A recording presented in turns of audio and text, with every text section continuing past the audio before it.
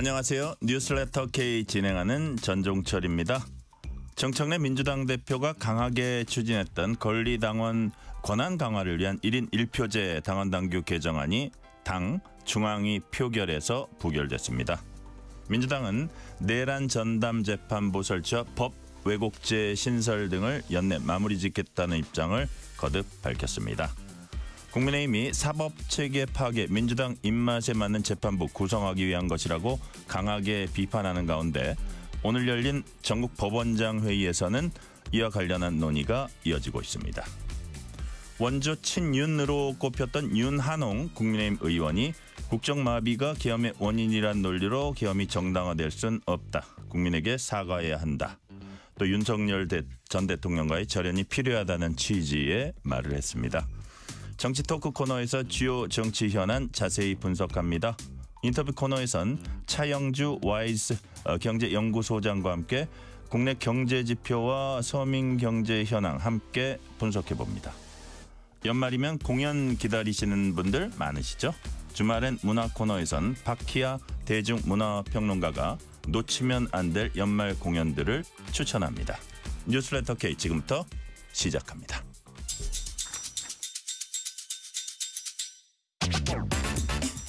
뉴스레터 K 정치 토크입니다. 조기현 민주당 법률위 부위원장, 정광재 전 국민의힘 대변인 나오셨습니다. 어서 오세요. 안녕하세요. 네, 안녕하세요. 반갑습니다.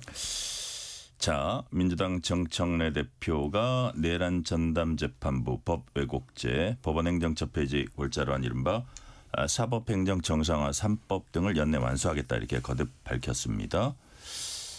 자, 어떻게 평가하십니까? 조기현 부위원장님, 이게 뭐 또 논란도 많고 위헌 논란도 제기되고 하는데 그래도 가는 배경은 뭔지.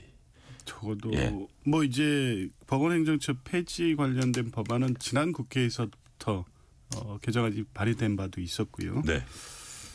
법 왜곡죄 관련해서도 이제 계속 논의가 있었던 부분이고 최근에 이제 부각된 게 다시 내란 전담 재판부인데 네. 저는 이 조희대 대법원장 사법부 체제에 대한 불신이 좀 임계점에 다다랐다 그런 겁니다. 민주당 입장에서도 사실 내란 전담 재판부 등과 관련해서 6월 달에 추진하다가 일단 유보했거든요. 그러니까 네. 재판 진행 상황을 보면서 적어도 이 내란 청산에 대한 국민적 요구만큼은 외면할 수 없을 것이다. 공정하고 분명하게 내란에 대한 단죄를 할 것이다라고 기대하고 지켜봤는데 특검법 개정 이후에 공개되는 재판을 통해서 국민들도 다 같이 보고 계십니다. 특히 내란 우두머리 재판을 받고 있는 윤석열 전 대통령 또 김영현 전 법무부 장관 등과 관련된 재판 공개된 상황에서 보면서 과연 지기현 재판부가 제대로 재판하고 있느냐에 대한 문제의식이 커질 수밖에 없는 상황이었고요.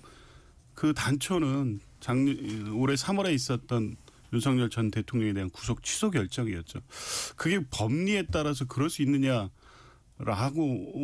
문제 제기 정도를 넘어서는 이례적인 판결이었기 때문에 혹시 그게 본안 재판까지 그런 납득할 수 없는 상황이 이어진다고 하면 이건 문제라고 봤는데 이제 그게 확인된 이상 사법개혁을 구체적으로 할 수밖에 없고 특히 내란 전담 재판부 같은 경우에는 민주당의 어떤 다른 정치적 의도가 있는 게 아니다. 내란 사건만큼은 45년 만에 헌정 질서가 흔들린 중대 사건인데 사법부가 이렇게 재판해도 되느냐라는 국민적 요구를 받아들일 수밖에 없다. 이렇게 판단한 것으로 봅니다. 그 이제 윤 전 대통령 구속 취소 요 부분이 이제 논란이 되긴 했습니다만 정광재 대변인 보시기에 민주당이 보니까 장난하는 것처럼 재판한다 그러는데 민주당의 비판 과연 이 재판 자체의 문제입니까? 아니면 재판이 자신들이 원하는 어떤 방향으로 나와야 한다고 믿기 때문에 지금 이뤄지는 어떤 사법제도 개편입니까? 로마 신화에 프로크루스테스의 침대라는 게 있습니다. 네. 이 프로크루스테스가 자신의 항상 좀 유식해. 네. 자신의 침대에 네. 사람을 눕혀놓고요. 자기 침대보다 그 다리가 더 삐져 나오면 도끼로 자르고 그 자기 침대보다 낮으면 거기까지 늘려요.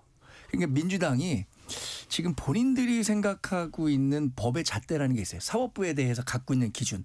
그 기준이 뭐냐. 본인들이 원하는 재판 결과를 만들어내는 겁니다. 거기에 맞지 않으면 이건 무조건 잘못된 거예요. 저는 그래서 사법부에 대해서 이렇게 민주당이 폭압적으로 강압적으로 굉장히 거칠게 하는 것은 결국에는 민주당은 부인하고 있지만 이재명 대통령의 사법 리스크가 상존한 상황에서 이걸 어떻게든 해소해 보겠다는 차원에서 진행하고 있다고 봐요. 그래서 사법개혁에 대한 국민적 공감대와 민주당이 생각하고 있는 것은 괴리가 있다고 봅니다. 저는 정말 100번 양보해서 검찰개혁과 관련해서는 일정 부분 검찰이 굉장히 정치 검찰화돼 있다라고 느끼는 부분들이 있기 때문에 그 검찰 전체는 아니고 어쨌든 그렇죠. 검찰의 일부가 그런 부분은 있다. 예. 저는 그 100번 양보해서 그건 인정하는데 지금 뭐 내란 재판이든 관련 재판이 본인들이 원하지 않는 대로 진행된다고 해서 이거를 바꿔버리겠다. 아예 사법제도 전체를 바꿔버리겠다. 이건 아까 제가 말씀드린. 그러니까 이게 재판 결과가 1심 결과도 안 나온 거거든요. 근데 미리 예단을 해서 이거 바꾸고 이거 바꾸고 얘네들 안 된다. 이런 부분들은 타당하지 않다 그런 말씀이세요? 그렇죠. 그러니까 사실 헌법재판소에서 지난번에 윤석열 대통령 탄핵 파면 재판을 하는 과정에서도 국회가 갖고 있는 권한을 무절제하게 사용하게 되면 이게 그런 것들에 대해서 경고음을 분명히 냈거든요. 그런데 지금 민주당은 그 탄핵 재판에서 윤석열 대통령이 탄핵된 것만 주목하고 있고 그 전에 지적했었던 부분들에 대해서는 전혀 공감하지 않고 반응하지 않는 것 같아요. 네. 자, 조기현 부위원장님, 정청래 대표 3대 특검 끝나면 2차 종합특검해서 내란의 티끌까지 법정에 세우겠다. 자, 상설 수사기관에 남은 수사 넘기지 않고 2차 종합특검을 하겠다는 그 배경은 뭡니까? 지금 상황은 필요해 보입니다. 이게 일단 3대 특검이 순직해명 특검은 이제 수사가 끝났지만 나머지 김건희 특검하고 내란 특검은 사실 이미 공소 제기돼서 공소 유지 재판을 하는 것도 있고 수사가 계속 중인 사안도 있는데요. 이게 수사기간이 끝나서 각각의 관할권이 있는 경찰이나 검찰로 넘겨버리면 또 이 수사 자체가 한정없이 지연될 가능성이 있고 수사기관에 따라서 또 다른 결론을 낼 가능성도 있다는 측면에서 보면 집중해서 신속하게 사안을 처리하기 위해서는 특검을 통해서 밀도 있게 수사하고 결론을 내는 게 필요하다 이런 것이고요. 특히 이 내란 사건이나 이거는 지금 수사관에서 이첩해서 수사하기에는 사건의 특수성 때문에 쉽지가 않습니다. 그러니까 이 내란 특검이 수사에 온 내용 거기에서 최근에는 일반 이적 외환죄까지 기소가 돼 있고 그걸 공소 유지해 가는 과정까지 전체를 종합해 보면 남은 여죄라든가 수사가 아직 미진한 부분에 대한 수사는 특검을 통해서 할 때 가장 효과적인 것이고 사안 자체가 내란이라는 이 특수한 범죄 국가 헌정 질서를 흔든 범죄이고 김건희 특검 같은 경우에도 국정농단이잖아요. 일단 3년 내내 지속된 그래서 수사를 연속성 있게 가기 위해서는 효율성과 신속성을 위해서도 종합 특검을 통해서 빨리 마무리하는 게 좋다. 이게 이제 민주당의 입장이고 저도 동의합니다. 자, 최근에 정광재 대변인 대통령 기자회견 보니까 내신 기자회견 조금 하다가 외신 기자회견 했는데 거기서 보니까 질문이 나왔어요. 내란 전담 재판부 법 왜곡죄 이런 것들. 국회가 알아서 처리할 것이다. 근데 아직 밝혀야 될 부분이 좀 많더라고요. 이런 얘기들을 했어요. 종합특검, 2차 특검도. 자, 그러면 자긴 찬성한다는 사실상 그렇게 이제 해석이 되는데 그럼 결국 야당에선 어떻게 보는 겁니까? 이거를 계속 지방선거니 계속 밀고 나가겠다 이렇게 해석을 하는 거예요? 제가 예상해 보건데 2028년 1월쯤에 민주당과 이재명 대통령이 제10차 종합특검 연장안을 발의할 것 같습니다. 이대로라면 도대체 특검 전국을 언제까지 갖고 가려고 하는 건지 모르겠어요. 제가 2028년이라고 얘기하는 건 2028년 4월에 총선이 있는데 아마 이때까지도 총선까지 밀고 간다? 아직도 내란 종식이 안 됐고 특검을 통해서 진상을 규명해야 된다라고 얘기를 할 것 같아서 걱정입니다. 제가 좀 과장돼서 말씀을 드렸지만 지금 정권이 바뀐 다음에 6개월이 지났어요. 그러면 지금 검찰이든 경찰이든 이미 이재명 정권의 검찰 경찰입니다. 근데 본인들이 행정권을 갖고 있는 상황에서도 그 수사 결과를 믿지 못하니까 특검을 하겠다? 이게 정당한 요구인지 모르겠어요. 오히려 지금 정치 특검이라고 해서 많은 사람들이 의심하고 있단 말이에요. 이 민주당 주도로 3대 특검이 발족이 됐고 국민의힘 끼어들지 못했죠. 그렇죠. 앞으로도 할 때 분명히 조건을 할 거 아닙니까? 당시에 뭐 대통령을 보유하고 있었던 정당에는 추천권이 없다. 뭐 이런 식으로 또 만들어서 특검을 만들겠다는 건데 이러면은 그야말로 정치적 편향성을 그냥 특검 발족할 때부터 갖고 있기 때문에 네. 이런 식으로 접근하는 것은 정상적인 국정 운영이 아니라고 봅니다. 근데 네. 저는 꼭 조기현 부위원장님. 예. 지금 그 내란 특검도 그렇고 김건희 특검도 그렇고 내놓는 수사 결과 하고 공소 제기된 내용들이 정치적 편향성이 관여 개입돼 있습니까? 그러니까 이걸 왜 정치 특검이라고 하는지 모르겠어요. 내란 관련 범죄는 형법 내란죄 법리에 따라서 그리고 97년에 전두환 신군부에 대해 형성돼 있는 이 내란 판례와 요건에 따라서 진행되고 있고요. 거기에 맞춰져서 공소 제기됐고 지금 진행되고 있습니다. 김건희 특검 같은 경우에도 보면 도이치모터 조카 조작이라든가 이런 부분 윤석열 정권 때 다 덮어졌던 거 이제 드러나는 거 아닙니까? 이게 왜 정치적 이 입김이나 정치 특검의 어떤 비판의 대상이 되는지 모르겠어요. 최근에 통일교 자금 민주당 의원들 받은 사람들은 전혀 수사 안 한 그런 부분들도 있잖아요. 뭐 예컨대.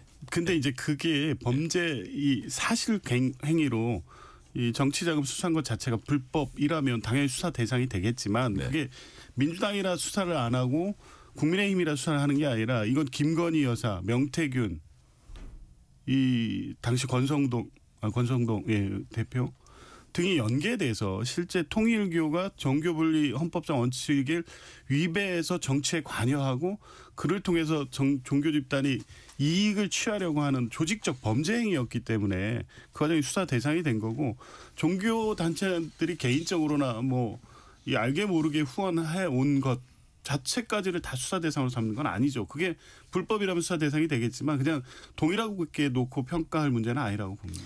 그런데 네, 말씀을 여쭤보셨으니까 저도 답변을 네, 드리면 조금 짧게. 예. 예.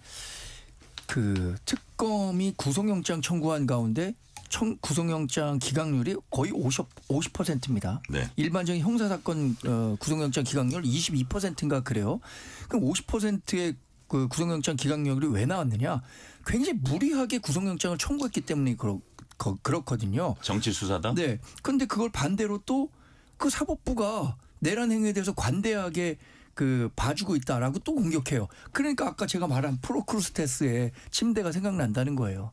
정치 특검 뭐 민주당은 그렇다고 생각하지 않겠지만 지금 특검이 수사하는 바가 굉장히 좀 너무 광범위하게 진행되고 있다. 이러면 지적할 수밖에 없겠습니다. 자, 조기현 부위원장님 약간 법률적인 문제인데 예. 예를 들어서 지금 이제 민주당이 내란 전담 재판부라든지 법외국제 이런 거 하면 아마 주요 피고인이나 뭐 야당 이쪽에서 뭐라 그러죠? 위헌 법률 신청 제청 요 신청을 아마 할 가능성이 높은데 재판부가 그 신청 받아들여 제청을 하면은 이제 헌재가 판단을 하게 되잖아요. 심판을 하게 되잖아요. 그럼 기존에는 이제 재판이 중단돼요. 근데 오늘 법사위 소위가 보니까 내란 외환 관련 형사 재판은 위헌 법률 심판 제청이 있더라도 재판을 정지하지 않고 1개월 안에 결론을 내게 하는 헌법재판소법 개정안 상정이 논의했습니다. 이거는 법률적으로는 별 문제 없습니까? 법체계상은 문제는 없습니다. 그래요? 원래 이 위헌 법률 심판 제청은 그 당해 사건 예를 들면 이제 내란 사건 하는 뭐 중앙지법 35부라면 거기에 이제 신청을 하면 네. 그 재판부가 봐서 위헌 여지가 있으면 그 재판부가 헌법재판소에 제청하는 구조거든요. 근데 그 과정에서 사안의 중대성이라든가 이런 것을 고려해서 안 할 수도 있습니다. 근데 이제 이런 경우에 시급성을 요하고 또 이 헌정질서 유린 사건의 피고인들이 구속기한 도과로 석방되는 상황이 오면 이게 단순히 개인 피고인으로 끝나는 게 아니라 지금 외부에서 외부 세력, 극우 세력들과 결합을 해서 또 다른 어떤 다른 사회적 갈등을 야기할 가능성이 높기 때문에 그걸 좀 더 명확하게 하기 위해서 헌법재판소법 개정안을 내놓은 거고요. 뭐 사실은 그냥 안 해도 되지만 더 명확하게 강제할 필요가 있어서 법률 개정안을 제출한 겁니다.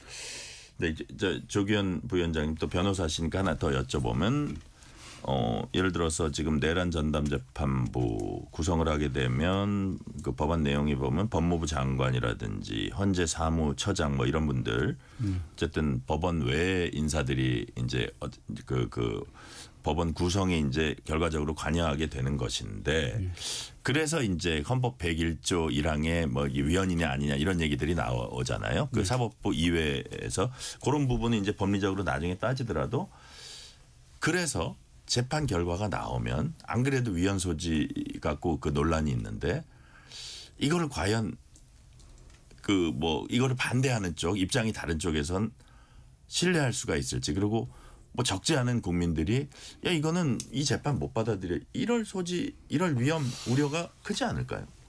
근데 지금 이제 특히 이제 구성과 관련해서 이렇게 헌법 101조의 사법권은 법원에 속하기 때문에 법원 외 조직에서 인사에 관여하는 게 위법이고 위헌이고 라고 주장을 하는데 이 재판부 구성 문제잖아요. 그런데 헌법에 그 선언적으로 사법권은 법원에 속하는 게 당연하게 규정돼 있는데 그 외에 인사 조직 법관의 그 신분 보장은 법률로 정하게 돼 있고요. 그래서 이제 법원 조직법에 법원 운영에 대한 상세한 규정들이 정해져 있습니다. 거기 보면 법원 조직법에 배당이나 뭐 재판부 구성에 대한 내용은 법률로 입법 사항이거든요. 그러니까 원래 뭐 대법원 하에 뭐 고등법원, 지방법원으로 이렇게 구성되어 있는 기본 조직 하에 운영하다가 전담 재판부가 필요하니까 가정법원도 만들고 특허법원도 만들고 이렇게 해서 그 법원 조직법에 넣지 않습니까? 그러니까 법원의 구성이나 조직, 사건을 전담시키는 어떤 내용은 법률로 정할 수 있는 겁니다. 근데 그것들도 다 법원 내에서 법원의 구성원들이 사법부 내에서 그 설치한 특별재판부잖아요. 그거는.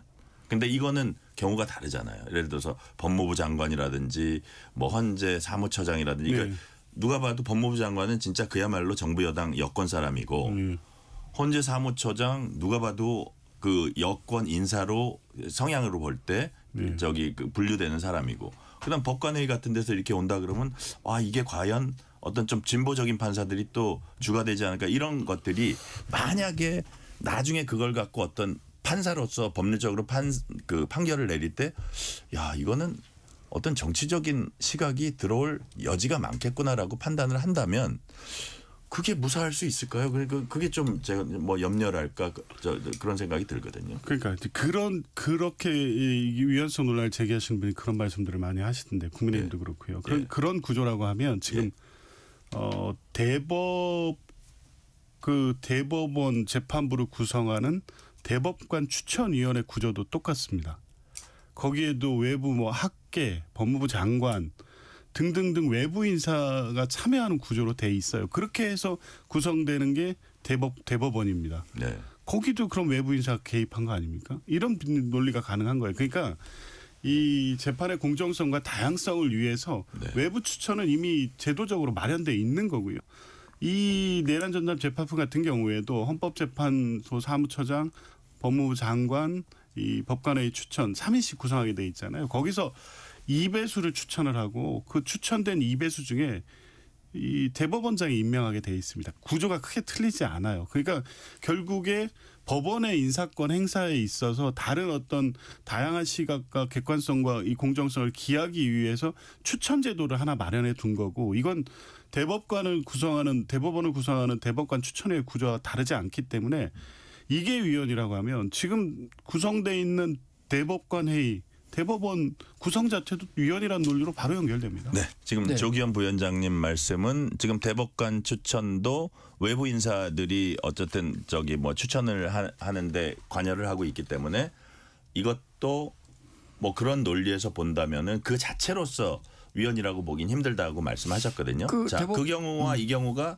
다른 점이 있습니까? 대법관 추천은 여러 군데서 받는 거죠. 대통령목도 있고 대법관 추천목도 있고. 그리고 그 사람들이 모여서 또 수기를 하기 때문에 이것과는 좀 다른 것 같아요. 우리가 대한민국 국민은 공정한 재판을 신속하고 빠르게 공정한 재판을 받을 권리가 있는 거죠. 근데 그 공정한 권리 중에 하나는 재판부 독립, 사법 그 사건 배당의 무작위성 이런 거잖아요. 누가 네. 재판할지 모른다. 네. 그런데 지금 내란 특별재판부를 만든다고 한다면 내란 특별재판부 뭐 추천한 인사 중을 2배수 중에 1명을 대법원장이 선택한다고 하더라도 추천한 사람들 전체가 같은 생각을 가진 사람들의 그 풀로 구성된다면 그 제대로 된 재판이 될 수 있을까요?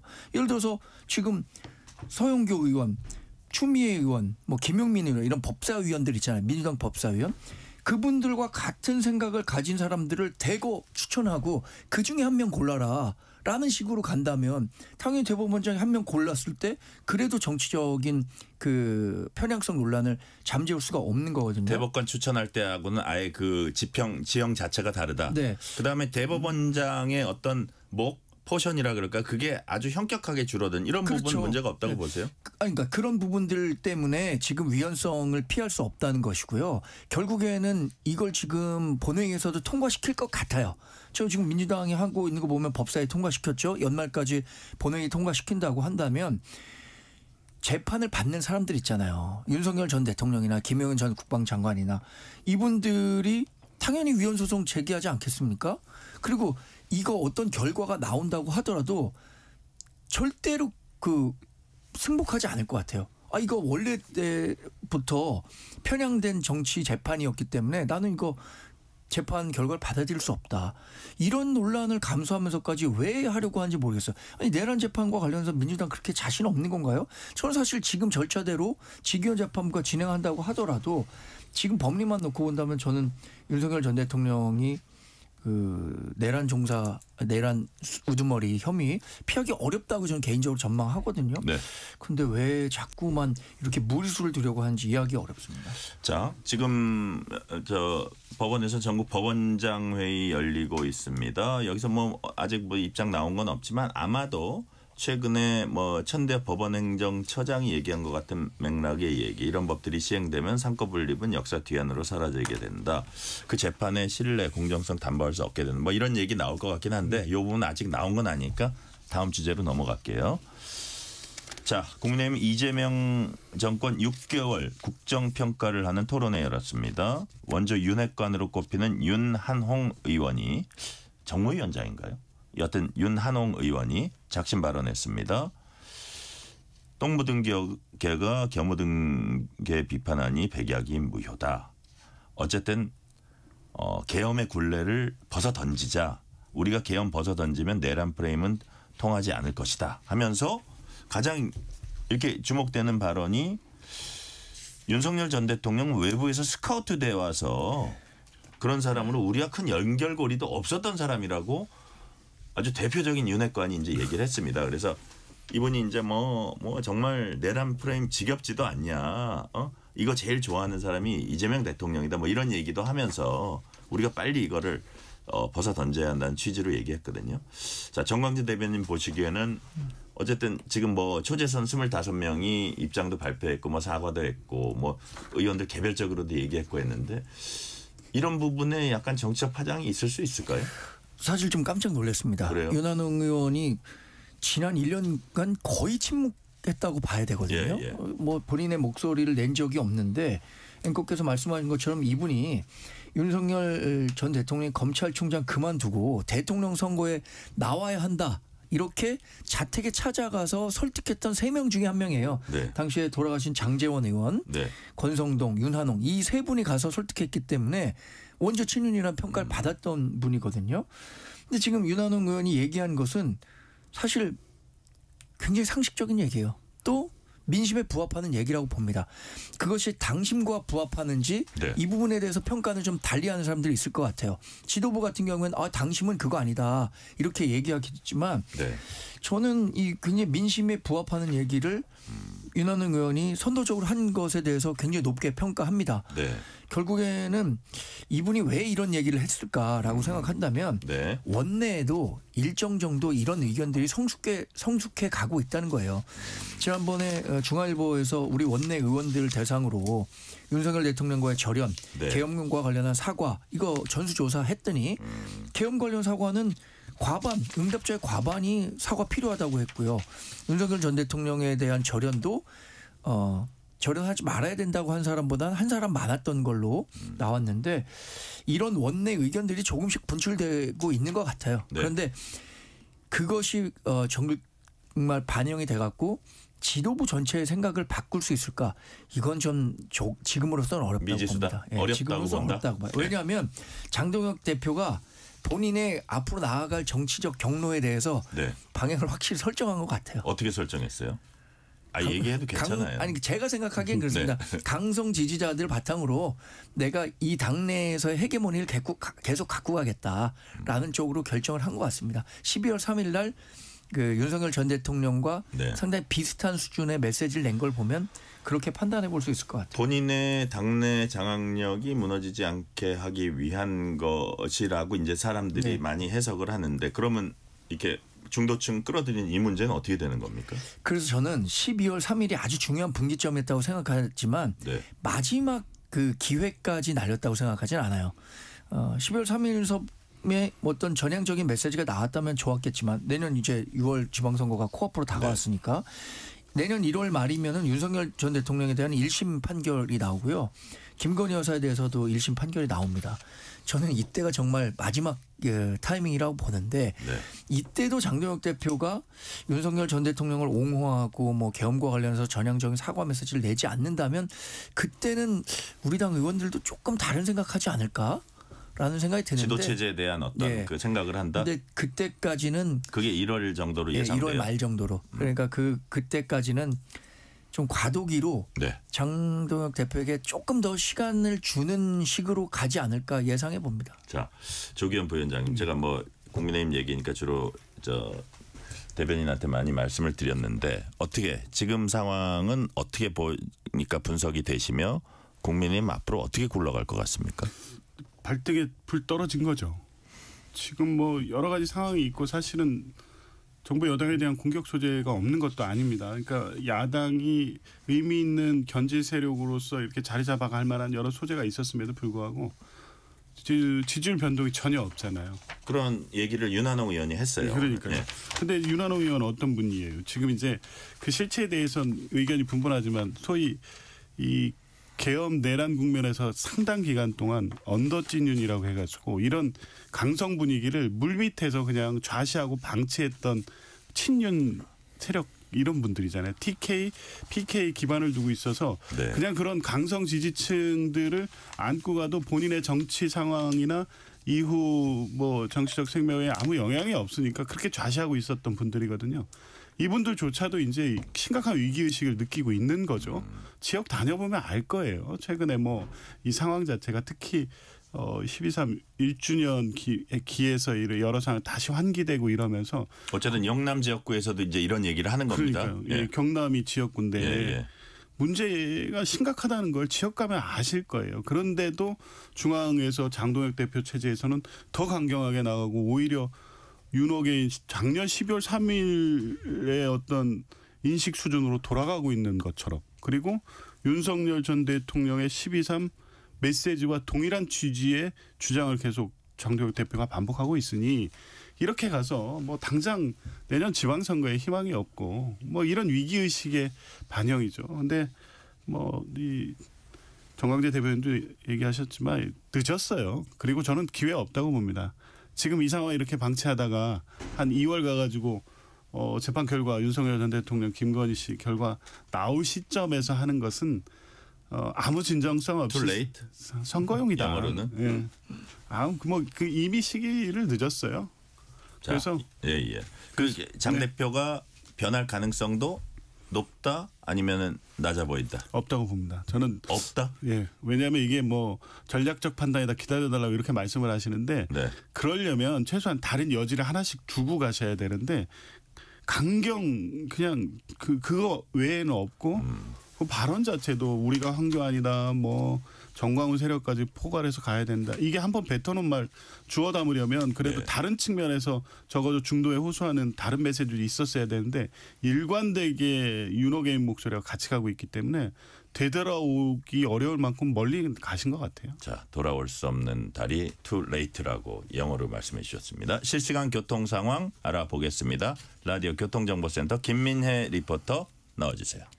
네, 이 시각 교통정보입니다. 지금 도로 이동량 많습니다. 우선 수도권 제1순환고속도로 판교에서 일산 쪽, 사패산 터널 부근 1차로에서는 승용차 사고나 처리를 하고 있고요. 사고 여파로 통일로부터 사패산 터널까지 15km가량 정체 이어지고 있습니다. 제2경인고속도로 성남 쪽은 하기 분기점에서 서창 분기점까지 8km 주춤하고요. 안현 분기점 부근 갓길에서도 승용차 사고나 처리도 이어지고 있습니다. 여파로 4km 정체입니다. 서해안고속도로 서울 쪽은 바람 부근 2차로에서도 사고나 처리를 하고 있고요. 이후 화성 휴게소 부근과 비봉에서 용담 터널까지 각각 주춤하고 매송 휴게소 부근 3차로에서는 고장난 차에 주의하셔야겠습니다. KBS 교통정보센터였습니다. 퇴근길, 당신과 함께 있는 세상 이야기. KBS 1라디오 뉴스레터 K. 문자 샵 9730, 짧은 문자 50원, 긴 문자 100원. 어플리케이션 콩은 무료.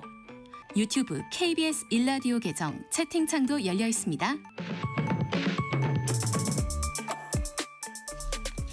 실시간 교통 상황 살펴봤습니다. KBS 1라디오 뉴스레터 K 정치 토크. 조기현 민주당 법률위 부위원장, 정광재 전 국민의힘 대변인과 얘기 나누고 있습니다.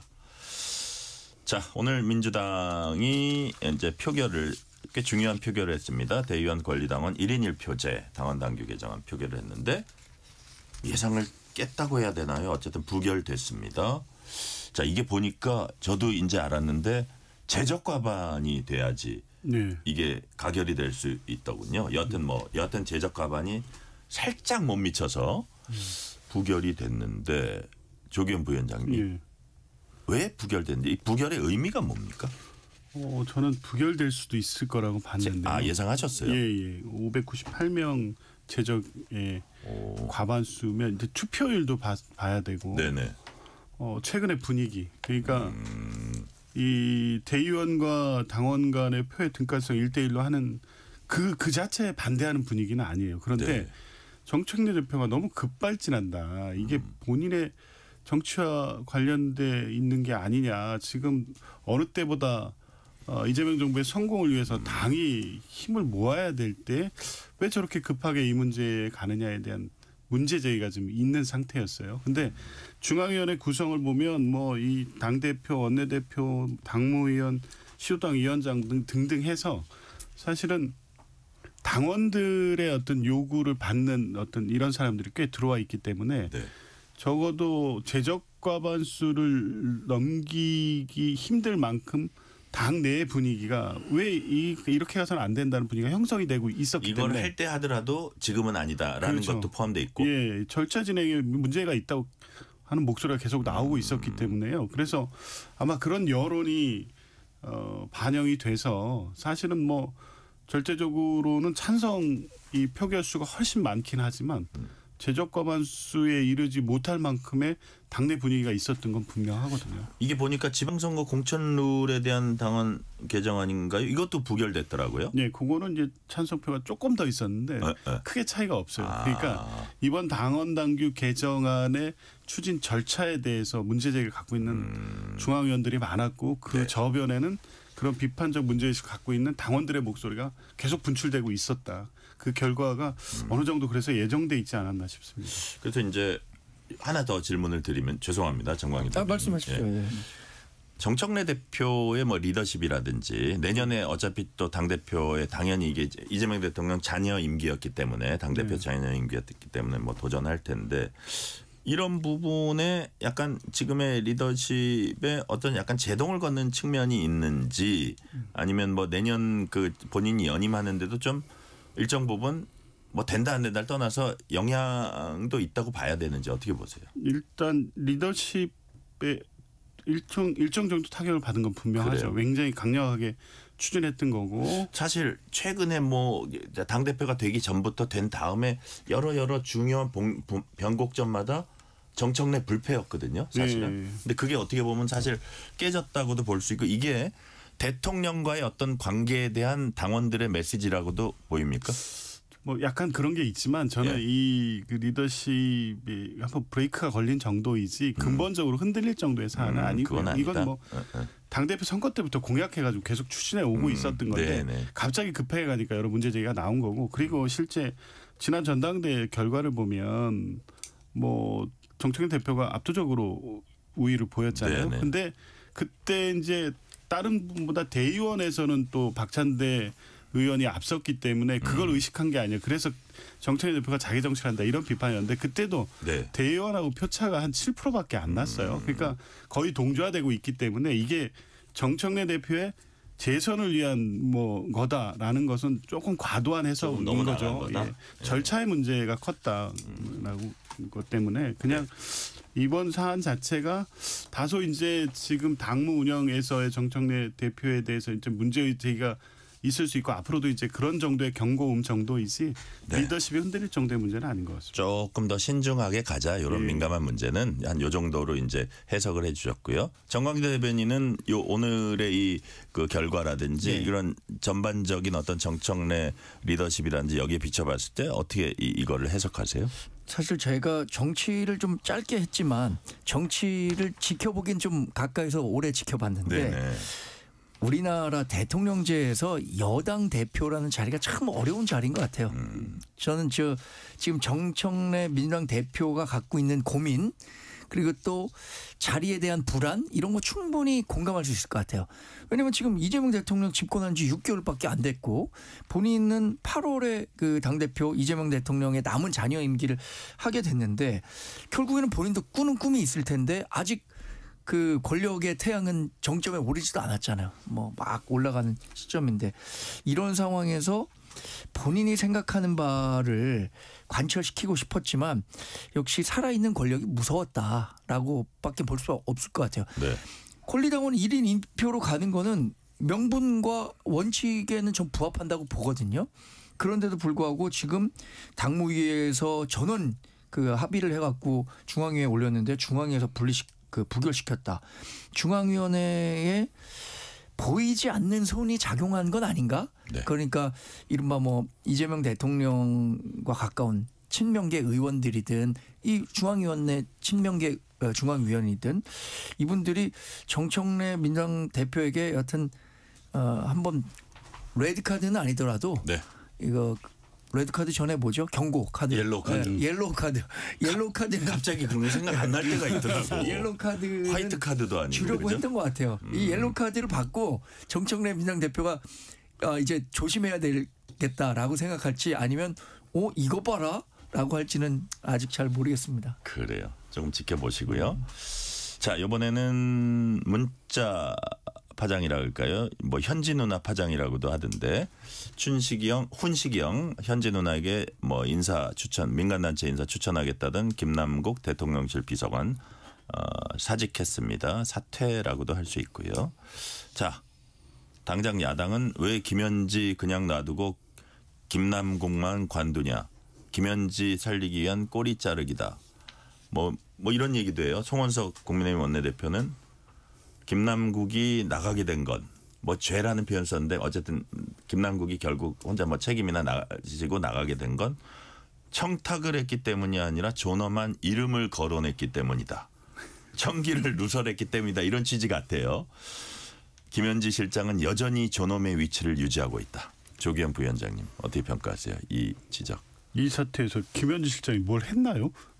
그냥 이름 나온 거잖아요. 그리고 뭐 이게 이제 이것 적절하진 않죠. 그냥 뭐 대통령실이 직접 인사권을 행사하는 인사도 이렇게 개별 라인을 통해서 추천하고 유력하게 힘을 실어서 될 것처럼 하는 방식으로 인사청구가 되는 거는 있어서는 안 됩니다. 매우 부적절했고 그에 대한 책임을 묻는 것은 당연하지만 그냥 이 김남국 전 비서관이 그 얘기 듣고 그냥 문준석 의원과의 관계를 고려해서 그렇게 전달하겠다는 메시지가 노출된 것뿐이지 지금 김현지 실장이 관련돼서 뭐 인사 전횡을 해서 그 자동차 협회장 관련해서 누구한테 전화를 했고 뭐 이런 게 결과가 발생한 것도 아니고 어떤 행위 내용이 있는 것도 아니에요. 그냥 김현지 실장의 위세는 국민의힘이 그냥 추상적으로 존재할 거라는 추정을 갖고 주장만 하는 것뿐이지 실체화된 문제는 한 번도 드러난 적이 없어요. 지난 국감 때도 그 구체적 내용이 없으니까 과거 뭐 15년 전, 20년 전 시민운동 할 때 성남시장 이재명과 만난 이런 얘기들 갖고 와서 지금도 그럴 것이다. 이런 주장을 계속 하고 있는 거잖아요. 그래서 그렇게 실체 없는 주장을 가지고 김현지 실장을 존엄으로 만들어 놓은 거예요. 그거 허상이에요. 실제 문제가 있으면 드러나겠죠. 드러난 문제 없잖아요. 자, 지금 정광재 대변인님 웃음이 네. 그거를 인정하는 웃음인지 부정하는 웃음인지 제가 이렇게 한번 여쭤볼게요. 자, 문진석, 김남국, 예. 이재명 대통령 7인의 멤버입니다. 네. 쉽게 말하면 센 부들이에요. 하면서 뭐 강훈식 비서실장이야 뭐 기본적으로 인사위원장이니까 네. 뭐 그렇다고 치고 훈식이 형, 현지 누나 사실 그게 문자로 드러난 겁니다. 이거 좀 예를 들어서 지금까지의 그냥 말로만 하던 추정이 예. 사실상 확인됐다 안 됐다. 이거 부정한 인사청탁이 사실상 전 국민에게 생중계된 거죠.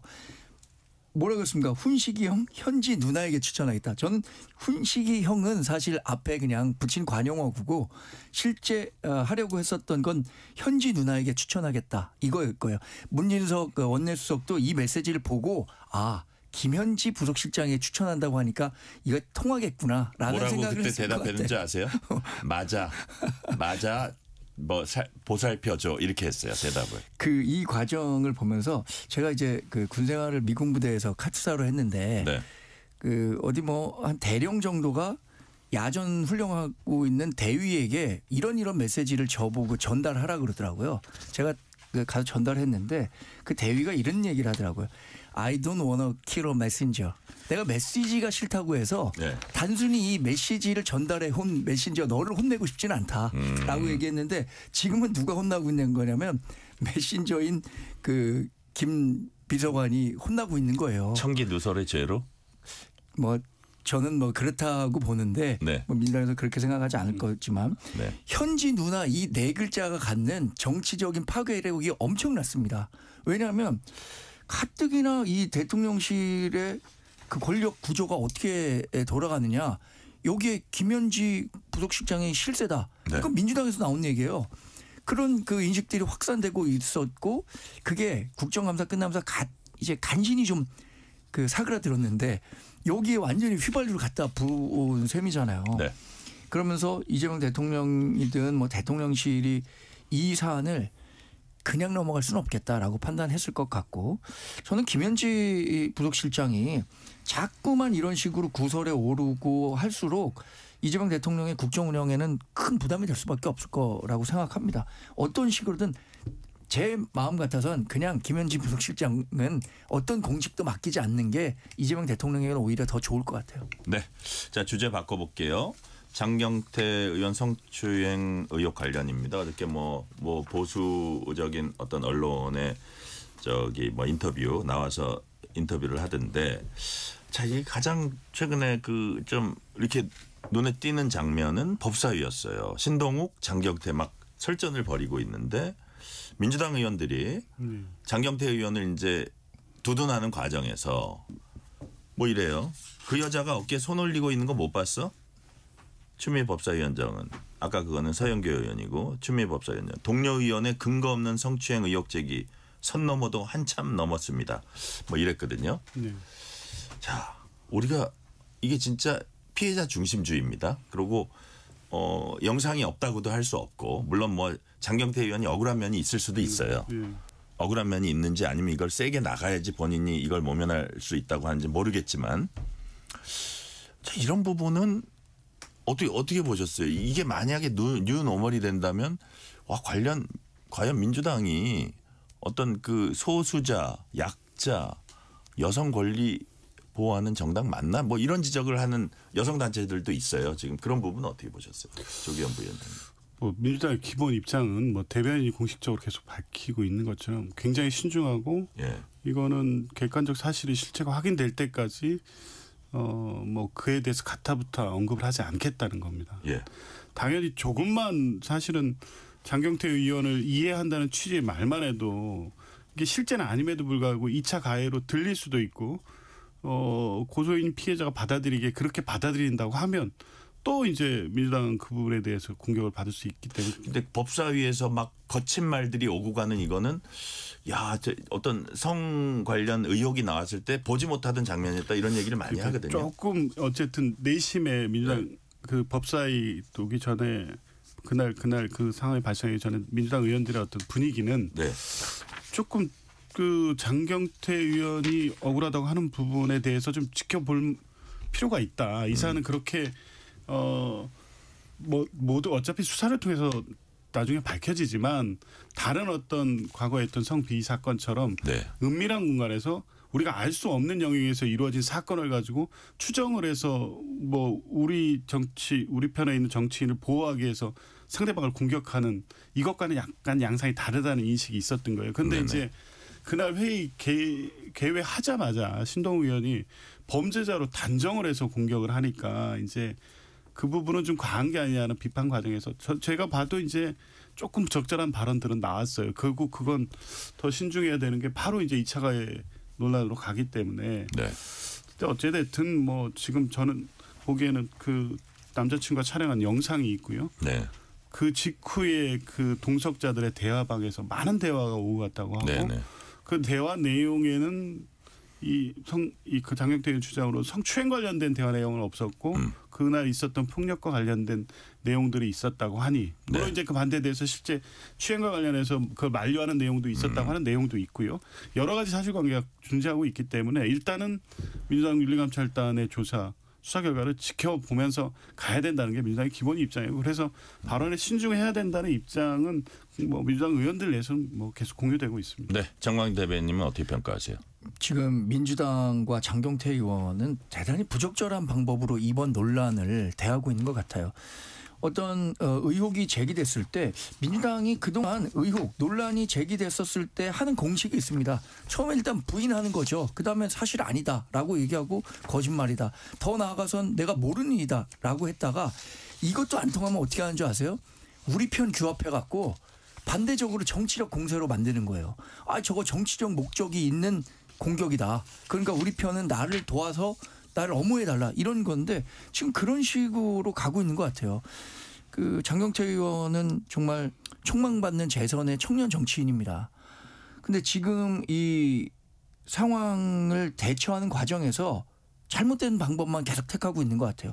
앞으로 법적 정치적으로 굉장히 어려운 길을 가게 될 것 같아요. 법조인 아니지만 지금 대부분의 변호사들이 뭐라고 얘기하냐면 이런 성범죄와 관련해서 가장 그 중요한 것은 피해자의 일관된 증언 그리고 무고의 이유가 있느냐 없느냐 이거 그 영상에서 드러나는 부분 있잖아요.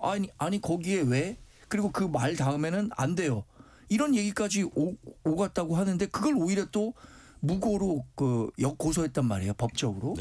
그럴 경우에 실형까지 나올 수 있다고 하는데 장경태 의원이 이런 식으로 대응해서는 안 됐다고 보고요. 민주당도 정말로 본인들이 지금 수적으로 다 우세하다. 뭐 이런 것 때문에 이거 정도는 우리가 묻고 넘어갈 수 있다라고 생각한다면 큰 오판일 겁니다. 자, 마지막 질문인데 시간이 2분 이내로 남았으니까 한 30-40초씩만 대답을 해 주세요. 며칠 전 뭐 외신 기자회견에서 미국 기자였나요? 질문을 했습니다. 이재명 대통령에게. 북한에 지금 한국인들 억류돼 있는데 어떻게 석방을 위해서 북한에 요구하거나 메시지 낼 의향이 있냐 했더니 처음 듣는 얘기인데 하고 이제 안보실장을 바라봤고 안보실장이 뭐 있긴 있다고 했더니 개별적 정보 부족하다고 어쨌든 거기에 대해서 이제 답변을 사실상 안 하고 넘어갔고 또 다른 기자가 대북 전단 살포에 대해서 북한에 사과할 용의가 있냐 이렇게 물어봤더니 내 마음을 들킨 것 같다. 뭐 여튼 뭐 사과할 용의 있는데 이거 갖고 뭐 종북 논란 이런 거 나올까 봐 사실 좀 이렇게 신중하다 뭐 이런 취지로 얘기를 했습니다. 야당에서는 과연 그 조기현 부위원장님 대한민국 대통령이 가장 큰 어떤 뭐라 그럴까요? 제1 임무가 우리 국민들 지키는 거 아니냐 하면서 좀 비판이 나오고 있어요. 근데 뭐 어쨌든 남북 관계의 복원을 위해서 어떤 조치가 분명히 필요한 거고요. 근데 앞에 그 NK 데일리인가요? 그 외신 기자가 질문했던 내용은 사실은 뭐 여러 가지 중요한 사안 중에 그 부분을 중요하게 보는 외신도 있을 수는 있습니다만 그건 확인해서 이후 대화가 혹시라도 재개된다면 그 문제에 의제로 올리든 아니면 다른 차원의 해결 노력을 하면 되는 거고 두 번째 그 관련돼서 뭐 사과 관련 발언이요. 그거는 지금 대화를 다시 모색하는 과정에서 어떤 식으로 도움이 된다면 필요할 수도 있다라는 내심의 생각을 했다는 거고 이제 실제 그렇게 공식적으로 하겠습니까? 그건 안 했을 것 같아요. 정광 대변인 20초 이내. 네. 관심이 있으면요. 정원에 풀이 자라지가 않아요. 근데 관심이 없으면 정원에 풀이 무성하게 되거든요. 네. 이재명 대통령은 지금 억류 내국인에 대한 문제에 대해서 전혀 관심을 갖지 않고 있었던 거예요. 그러니까 지금이라도 인식했다면 이거 해결하기 위해서 반드시 노력해야죠. 네, 오늘 말씀 여기까지 듣겠습니다. 지금까지 조기현 민주당 법률위 부위원장, 정광재 전 국민의힘 대변인이었습니다. 오늘 말씀 감사합니다. 고맙습니다. 네, 고맙습니다. 뉴스레터 K 1부 마치고 2부가 이어집니다.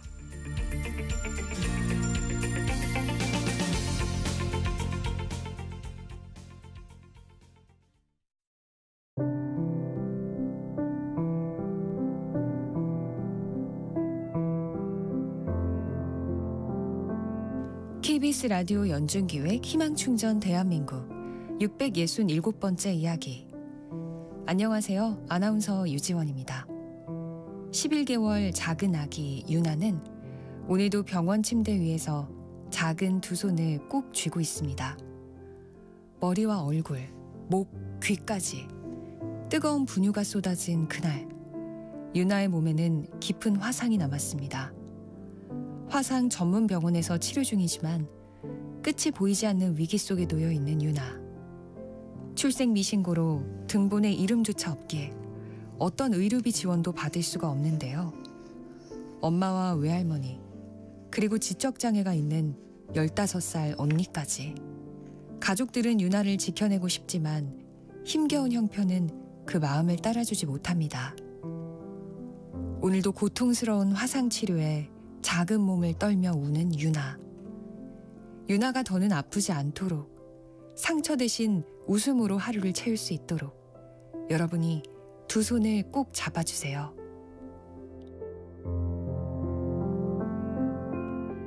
여러분의 따뜻한 손길이 희망의 빛이 됩니다.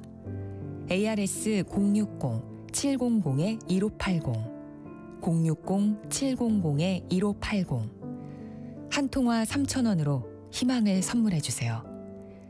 KBS 라디오 연중기획 희망충전 대한민국은 초록우산 어린이재단, 인탑스 주식회사, 그리고 청취자 여러분과 함께합니다. ARS 060-700-1580 한 통화 3,000원입니다.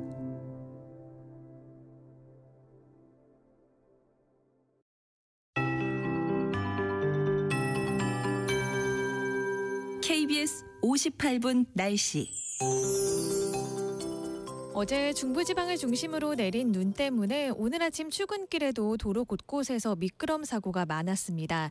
낮 동안에는 기온이 오르면서 녹았던 눈이 밤사이에는 다시 얼어붙어 퇴근길에도 빙판길 주의해야겠습니다.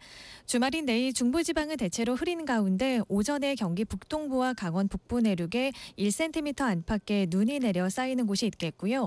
오후부터 밤사이에는 수도권과 충남, 충북 북부에 5mm 미만의 비가 조금 지나는 곳이 있겠고 강원 산지에는 1에서 3cm의 눈이 내려 쌓이는 곳이 있겠습니다.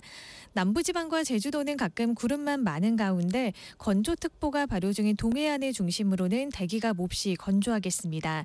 내일 오후부터 밤사이 동해안에는 바람도 순간적으로 초속 15에서 20m 안팎으로 강하게 불겠습니다.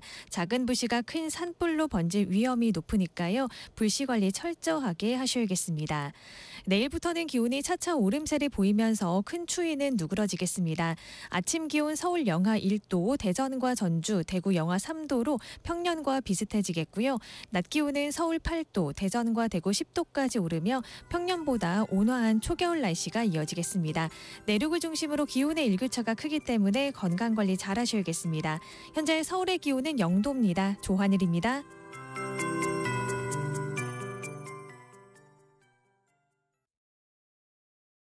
정성을 다하는 국민의 방송 KBS가 6시를 알려드립니다. AM 711kHz, FM 97.3MHz KBS 일라디오입니다. HLKA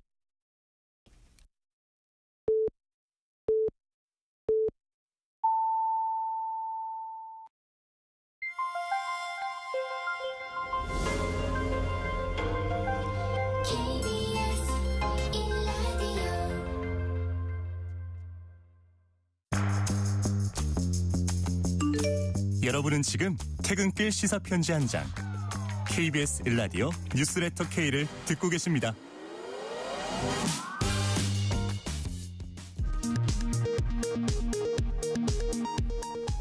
이 시각 라디오 정보센터 뉴스입니다.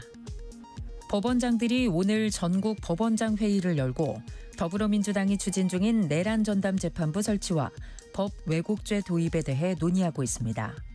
오는 8일에는 각급 법원 대표들의 모임인 전국 법관 대표회의가 열립니다. 조희대 대법원장은 사법제도 개편은 충분한 논의와 공론화 과정을 거친 뒤 전문가의 판단을 바탕으로 신중하게 이루어지는 것이 바람직하다는 입장을 밝혔습니다. 이런 가운데 더불어민주당은 사법개혁 법안의 연내 처리 의지를 분명히 했습니다. 반면 국민의힘은 민주당의 사법개혁 등 폭주를 총력 저지하겠다고 예고했습니다. 더불어민주당 정청래 대표가 추진해온 1인 1표제 당헌 개정안이 무산됐습니다. 중앙위원회 표결에 붙였지만 과반 지지를 얻지 못해 최종 부결됐습니다. 김건희 여사에게 고가 가방을 사준 김기현 국민의힘 의원의 배우자 이모 씨가 청탁금지법 위반 혐의로 특검 소환 조사를 받았습니다. 이 씨는 포토라인을 피하려다가 특검 조사에 늦기도 했습니다. 지금까지 라디오 정보센터 뉴스 편유희였습니다.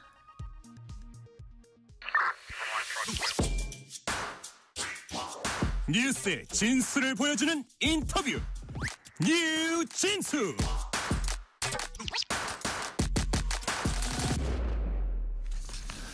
지난 3분기 실질 국내 총생산 성장률이 15분기 만에 가장 높았습니다. 1분기 역성장에 비하면 긍정적 신호라는 분석이 있지만 또 다른 거시지표인 환율은 연일 고공행진 이어가고 있습니다.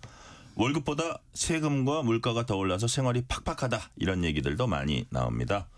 최근 국내 경제 지표 어떻게 봐야 할지 또 이런 지표들이 서민 생활과 경제 활동에 어떤 영향을 미칠지 차영주 와이즈 경제연구소장과 함께 자세히 분석해 봅니다. 차영주 소장님 어서 오세요. 예, 안녕하십니까. 네, 귀한 시간 내주셔서 감사드립니다. 예, 감사합니다. 예. 자, 먼저 거시지표부터 살펴보겠습니다. 예. 한국은행이 3분기 실질 국내 총생산 GDP 성장률 1.3% 이렇게 내놨습니다. 올 1분기 역성장 충격이라고 할 수 있죠. 마이너스 0.2%였는데 3분기는 지난 이제 15분기를 통틀어서 이제 가장 15분기 만에 가장 높았는데 이 수치를 놓고 보면 소장님 이게 이제 경제 회복이 시작됐다고 봐야 됩니까? 아니면 몇 분기 더 지켜봐야 됩니까? 일단 결론부터 말씀드리면 경제 성장이 회복되고 있을 가능성이 상당히 높다. 예, 이렇게 말씀을 드릴 수가 있겠습니다. 정확한 수치를 놓고 보면 말씀하셨다시피 15분기 만에 최고 성장률이라고 말씀하셨는데요. 2021년 4분기 때 1.6% 성장을 했었습니다. 그런데 이번 3분기 때 1.3을 성장함으로써 우리가 1분기 역성장한 것을 뛰어넘었다라고 말씀드릴 수가 있겠고 2분기도 0.7 성장했습니다. 그러니까 이제 추세적으로 조금 올라가고 있다. 라고 말씀을 드릴 수 있겠는데요. 자세한 내용들을 좀 살펴보게 된다라면 민간 소비가 1.3% 올랐습니다. 근데 이제 물가가 좀 올라간 부분들이 있는데요. 요거는 약간의 조금 상황들을 보면 환율이 올라가니까 그러니까 우리가 소비자 물가가 올라가다 보면 소비가 늘어난 것처럼 보입니다. 실제 소비는 안 늘어났어도 우리가 뭐 8,000원 주고 사 먹던 칼국수가 10,000원 주고 사 먹으니까 민간 소비가 조금 늘어난 것처럼 보이기도 하죠. 그 외에 우리 이제 기업들의 설비 투자가 2.6% 늘었습니다. 뭐 반도체, 자동차 뭐 이런 쪽들의 설비 투자가 늘었고요. 그다음에 이제 그 반도체 건설 경기가 분기가 들어오면서 토목 쪽에 0.6% 성장을 함으로써 전반적으로 민간 투자 이런 쪽들이 늘었다라고 말씀드릴 수 있겠고 네. 수출은 2.1% 늘었고 수입은 2% 늘었기 때문에 전체적인 효과들을 놓고 보면 우리 경제가 조금 이제는 3분기부터는 턴어라운드 할 수 있는 그런 부분들이 됐다라고 말씀드릴 수 있겠고 네. 민간 소비에서 한 가지 빼놓을 수 없는 것이 우리 소비 쿠폰 효과도 있었던 네네. 것으로 보여집니다. 네네. 우리가 이제 정부가 조사한 것들을 보면 1차, 2차 소비 쿠폰 발행 이후에 전년 동기 대비 매출이 평균 4% 늘었으니까요. 이 부분도 영향을 조금은 미쳤다 이렇게 설명드릴 수 있겠습니다. 소비 쿠폰도 조금은 미쳤다 이렇게 분석을 하셨고요. 자, 분기 성장률 올랐다고 이제 하는데 예. 정작 내 살림살이는 좋아졌나? 뭐 이런 얘기를 하시는 예. 분도 있을 거예요. 통계상 성장의 낙수 효과가 서민들 피부에까지 이렇게 느껴지려면 예. 성장세가 좀 이어지고 뭐 한마디로 얘기해서 시간이 좀 더 필요한 겁니까? 그렇죠. 왜냐하면 지금 이제 우리나라의 성장을 이제 이끌었던 것들이 이제 수출 기업들이기 때문에 네네. 수출 기업들이 이제 이익을 환원을 하고 이제 그런 것들이 이제 소위 낙수 효과가 이제 필요한데요. 네네. 지금 이제 우리가 이제 4분기 성장률을 놓고 본다라면 전체적으로 봤을 때는 우리가 2, 3분기를 좀 고속 성장을 했기 때문에 네. 4분기에 추가적으로 성장하기는 쉽지 않을 가능성이 있다. 그게 이제 스테디하게 머물면서 이제 낙수 효과를 볼 수 있는 부분들인데요. 네. 중요한 것은 내년도 경제 성장률 전망치가 더 올라갔다라는 겁니다. 아, 그래요? 예, 한국은행이 내년도 경제 성장률 전망치를 1.6% 경제 성장할 걸로 봤거든요. 네. 올해 한 1% 정도 1에서 1.1% 정도 성장할 것으로 현재 지금 결론이 날 것으로 보이지만 내년도 1.6에서 1.8로 늘렸습니다. 한국은행이 이렇게 늘렸고요. IMF는 1.7을 제시하고 있습니다. 그러니까 IMF라든지 한국은행이 올해보다는 대략 2배 조금 못 미치는 정도로 더 고속 성장할 것으로 보고 있기 때문에 이렇게 된다라면 내년도 정도 되면 이제 서민분들도 체감을 할 수 있는 그러한 경제 성장률이 나타날 가능성이 있지 않을까 싶습니다. 네네. 자, 근데 뭐 이런 시각에서 한번 여쭤볼게요. 예. 서민들 입장에서 보면은 대출 금리 이게 이제 자기 살림살이에 영향을 반드시 미치는데 성장률이 호조세면 한원이 기준금리 인하할 가능성은 그만큼 낮아진다. 네. 그래서 거기에 아울러서 이제 물가 상승률 이게 이제 심상치 않고 그렇다면 성장률 호조세가 향후 기준금리에는 어떤 영향을 미칠 가능성이 높을까요? 원래 이제 금리를 내린다라는 것은 경기가 침체가 됐을 때 경기를 회복시키기 위해서 금리를 네네. 내리는 거 아니겠습니까? 네네. 그리고 이제 경기가 좋아지게 되면 오히려 경기를 조금 방어하기 위해서 금리를 올려야 되는 부분들이 있는 거죠. 지금 이제 상태가 조금 애매모호한 상태다라고 표현드리는 게 적절할 것 같습니다. 원래 한국은행이 물가를 잡는 목표치를 2%로 잡고 있는데요. 네. 지금 이제 우리 10월 달, 11월 달 소비자 물가가 공교롭게도 2달 연속 2.4% 올랐습니다. 그러니까 2% 정도에 이제 근접을 한 상태인데 여기서 만약에 한국은행이 금리를 인하하게 된다라면 네. 여기서 소비자 물가는 더 올라가 버리게 되죠. 소비자 물가는 올라가게 되니까 이것은 오히려 그 우리들한테 그러니까 이제 서민들한테 피해가 되는 것이고 또 이러한 것들이 연쇄 효과로 나타낼 수 있는 것들 중에 하나가 환율이 지금 이제 약세인데 네네. 환율 약세가 더 심해집니다. 우리 이제 금리가 낮아지니까 돈의 가치가 떨어지게 되는 거죠. 그러면 이제 수입 물가는 더 올라가게 되면서 소비자 물가는 더 올라가는 하여튼 2중 3중 효과가 나타날 것으로 보여지고 있기 때문에 좀 많은 이제 이 방송을 청취하시는 분들 중에 이제 대출이 많으신 분들 입장에서 보면 금리가 좀 떨어져야 내 실질적인 부담이 줄어들 텐데라고 하실 수 있긴 하겠습니다만 지금 뭐 한국은행에서는 셈법이 복잡할 겁니다. 일단 대출에 대한 부분들도 있긴 하겠지만 물가가 들썩들썩거린다라는 것들 그리고 현재 지금 미국이 기준금리를 쉽게 내리지 않고 있는 상태에서 우리가 먼저 내리게 되면 또 여기에 따른 또 역효과도 있기 때문에 이번에 한국은행이 지금 이제 금통위원분들께서도 입장이 갈리는 것 같아요. 원래 이제 지금 원래 이번에 동결을 했고 3개월 내에 금리를 인하할 가능성이 4대 2에서 3대 3이 돼 버렸습니다. 그래요. 예, 그러니까 이제 금리를 인하 안 할 가능성이 조금은 올라갔다 이렇게 봐야 되겠습니다. 그러니까요. 물가도 우리 통화당국이 물가도 예를 들어서 일반 소비자 물가도 있지만 또 부동산 이 부분이 되게 민감하기 때문에 되게 고민을 하게 될 것 같아요. 예, 지금 뭐 머리가 아프실 것 같습니다. 그러니까요. 예. 자, 근데 뭐 말씀 잠시 하셨지만 성장률과 다르게 원달러 환율 고공행진 중입니다. 예. 우리 이제 돈 가치가 이제 떨어진다고 할 수 있는데 예를 들어서 원래 나라 성장률이 좋으면 돈의 가치가 올라서 환율이 떨어지는 게 본래 그 교과서적으로는 맞습니까? 어떻습니까? 그렇죠. 그 환율이 예. 떨어진다라는 것은 예. 원화가 강세를 보인다라는 그러니까요. 거군요. 그렇죠. 예. 우리가 이제 성장률이 높다라는 것은 우리나라 경제 성장률이 높으니까 우리 네. 원화의 가치가 올라가면서 원화 강세, 환율의 하락 이런 것들이 나타나야 되는데 이런 현상은 그럼 어떻게 해서? 근데 예. 지금 이제 우리가 환율이라는 것은 우리나라만 놓고 보면 네. 경제가 성장하는 데 있어서 원화 강세가 나타나야 되는 것들, 환율이 떨어져야 되는 것들이 맞죠. 예. 근데 이제 환율이라는 것은 상대 통화 가치입니다. 특히 이제 달러 대비해서 우리나라 원화의 이제 가치가 있는데요.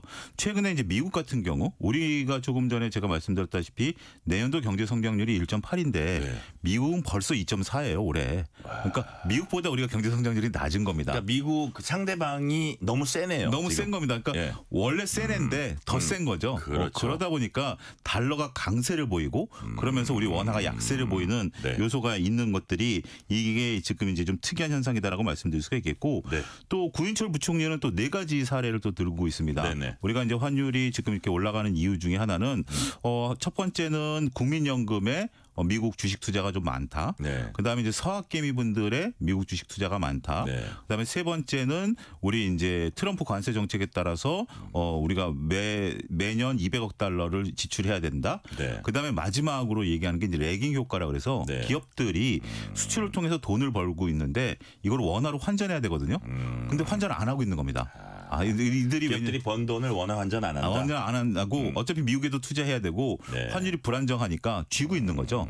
이런 부분들을 있어서 지금 구인철 부총리는 4가지 이유를 들고 있다라고 말씀드리겠습니다. 그렇군요. 자, 이제 환율 불안 뭐 원인 이제 얘기를 했는데 예. 또 이제 이창용 한국은행 총재가 예. 환율 상승 요인으로 급증한 해외 주식 투자 지목했습니다. 이게 뭐 구인철 부총리 얘기하고 이제 비슷한 얘기인데 예. 자, 그러면서 이런 말을 했어요. 젊은 층에 왜 해외 투자를 많이 하냐고 물었더니 답이 쿨하잖아요라고 해서 깜짝 놀랐다. 무슨 얘기를 하려던 거였죠? 그러니까 이제 국내 이제 소위 이제 우리가 국장, 미장 이렇게 이쪽 그 증권계에서는 그렇죠. 표현을 하는데요. 예. 국장 같은 경우 이제 가치 투자가 과연 가능하겠느냐라는 여러 논쟁들이 있습니다. 그런데 미국 같은 경우 전 세계에서 꾸준히 우상향하는 모습들을 보이다 보니까 네. 그리고 이제 실적을 바탕으로 올라가는 것이 좀 명확하다 보니까 이제 이 부분을 이제 쿨하다라고 대답한 것 같아요. 그래서 근데 이제 이 부분이 과연 어느 정도 수준이냐라고 놓고 보면 네. 최근에 좀 급증을 하니까 환율에 영향을 미쳤을 수도 있을 것 같아요. 어느 정도냐면 10월 달에 68억 1,300만 달러를 우리 국내 투자자들이 미국에다 투자를 했고요. 이른바 서학개미들이요. 네, 서학개미 미국에 투자했고 68억 달러를 투자했고요. 얼마예요? 그게? 대략 68억 달러면 한 뭐 9조 정도 되겠죠. 예. 그다음에 11월 달에도 55억 달러를 투자했으니까 한 8조 정도 투자를 했습니다. 올해만 305억 달러를 투자했습니다.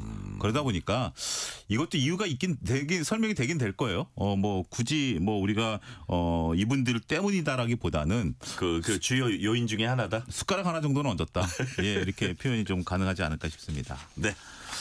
자, 그리고 이제 환율에 대한 우려랄까 뭐 이런 부분 계속 우리가 이거 어떻게 해야 되지, 뭐 정책적으로 어떻게 해야지 뭐 이런 얘기들 하다 보니까 국민연금 역할로도 나옵니다.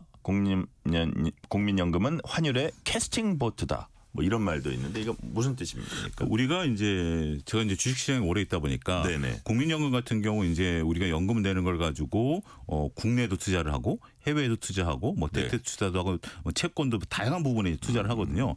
근데 이제 국내에 있어서 앞서 언급드렸다시피 국내 주식 투자의 수익률이 과거에는 그렇게 드라마틱하게 낮지는 않았었습니다. 네네. 우리가 소위 박스피라는 오명이 있었던 상태고 그러한 반면에 이제 미국 주식은 꾸준히 올라가다 보니까 이제 미국에 투자하는 비중을 늘렸습니다. 어느 정도 수준이냐면 지금 우리가 1,300조를 운용하고 있는데요. 대략 약.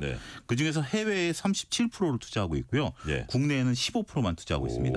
그러다 보니까 현재 지금 해외에 지금 주식 투자하고 있는 자산이 대략 한 800조 정도 됩니다. 그게 이제 미국이 차지하는 비중은 얼마나 돼요? 그러니까 거의 대부분이 다 미국이다라고 좀 말씀드릴 수 있겠고 이게 한 800조 정도 되니까 우리가 이제 외환 보유고가 4,300억 달러인데 이게 한 630조 정도 되거든요. 그러니까 실질적으로 이제 국민연금이 맘먹고 이것을 흔들면 네. 지금 이제 외환보유고보다 더 많은 겁니다. 그렇죠. 외환보유고가 630조, 국민연금이 특히 이제 달러 자산에 투자한 게 대략 한 800조 정도 되니까 그러니까 이제 국민연금이 캐스팅 보드를 들고 있다라고 얘기를 하는 거고 네. 이 부분에 대해서는 플러스 마이너스 5%에서 계속 비중 조정을 하거든요. 그러면서 앞으로도 이 비중은 더 늘릴 계획으로 지금 알려지고 있는 상태. 그래서 이번 이제 국회에서 이걸 좀 조절을 하자. 이건 네. 보건복지부 산하이기 때문에 국민연금은 얘기들이 좀 나오고는 있습니다만 네. 아직까지 구체적인 논의가 없는 상태고 그러면 원래 시행 계획대로 가게 되면 네. 이 비중은 쉽게 꺾이지 않을 가능성이 있다라고 봐야 되겠죠. 뭐 어쨌든 그 막강한 자금력으로 어떤 작용을 해가지고 그게 좋은 결과를 계속 가져오면 이제 좋은데 뭐 예를 들어서 그건 우리가 알 수 없는 거잖아요. 사실은 그 큰 틀의 결과는. 근데 그래서 국민들의 노후 자금을 이런 환율 방어나 이런 다른 목적의 어떤 정책 수단으로 활용하는 게 이게 과연 맞냐 이런 비판도 제기가 되거든요. 그런 비판은 어떻게 보세요? 뭐 당연히 이거는 뭐 정부에서 조금 말 실수를 좀 한 듯한 느낌입니다. 그러니까 이제 이렇게 국민연금의 투자가 늘어나다 보니까 그리고 환율이 이제 우리가 1,470원을 찍을 때 이제 급등하다 보니까 정부에서 그런 얘기가 나왔습니다. 국민연금에 이제 지금 있는 그 외환 보유고를 가지고 이 환율 조정을 좀 방어를 하겠다라는 등 그때 이제 협의체가 열렸습니다. 우리가 이제 재정기획부, 한국은행, 그다음에 보건복지부, 국민연금. 그러면서 어떻게 보면 보건복지부랑 국민연금을 같이 온 거죠. 그러면서 그런 얘기가 나오면서 여러 가지 논쟁들이 있었습니다만 아직까지 구체적으로 국민연금이 어떤 액션을 취한다라는 얘기는 거기서 결론 내려진 건 아닌 것 같고요.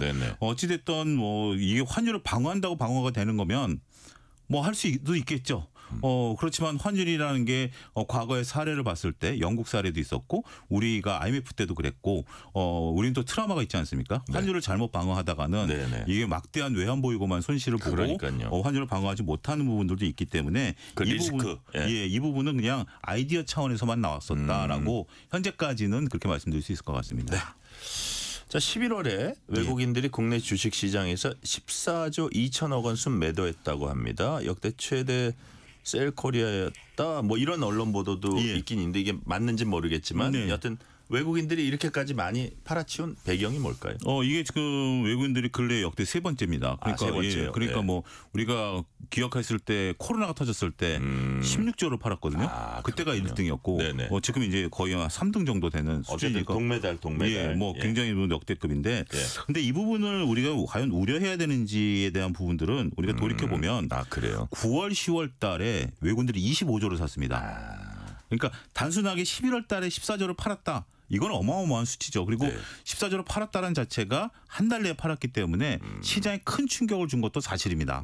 하지만 이 규모가 자체적으로 크냐라는 논쟁을 볼 때는 잠깐 돌이켜보면 두 달 동안 25조 샀었네? 라고 보면 그렇게 큰 수치는 아니다라고 볼 수 있겠죠. 석 달을 한 덩어리로 볼 수도 있다. 그러면 오히려 순매수죠. 플러스를 좀 나타낸 거죠.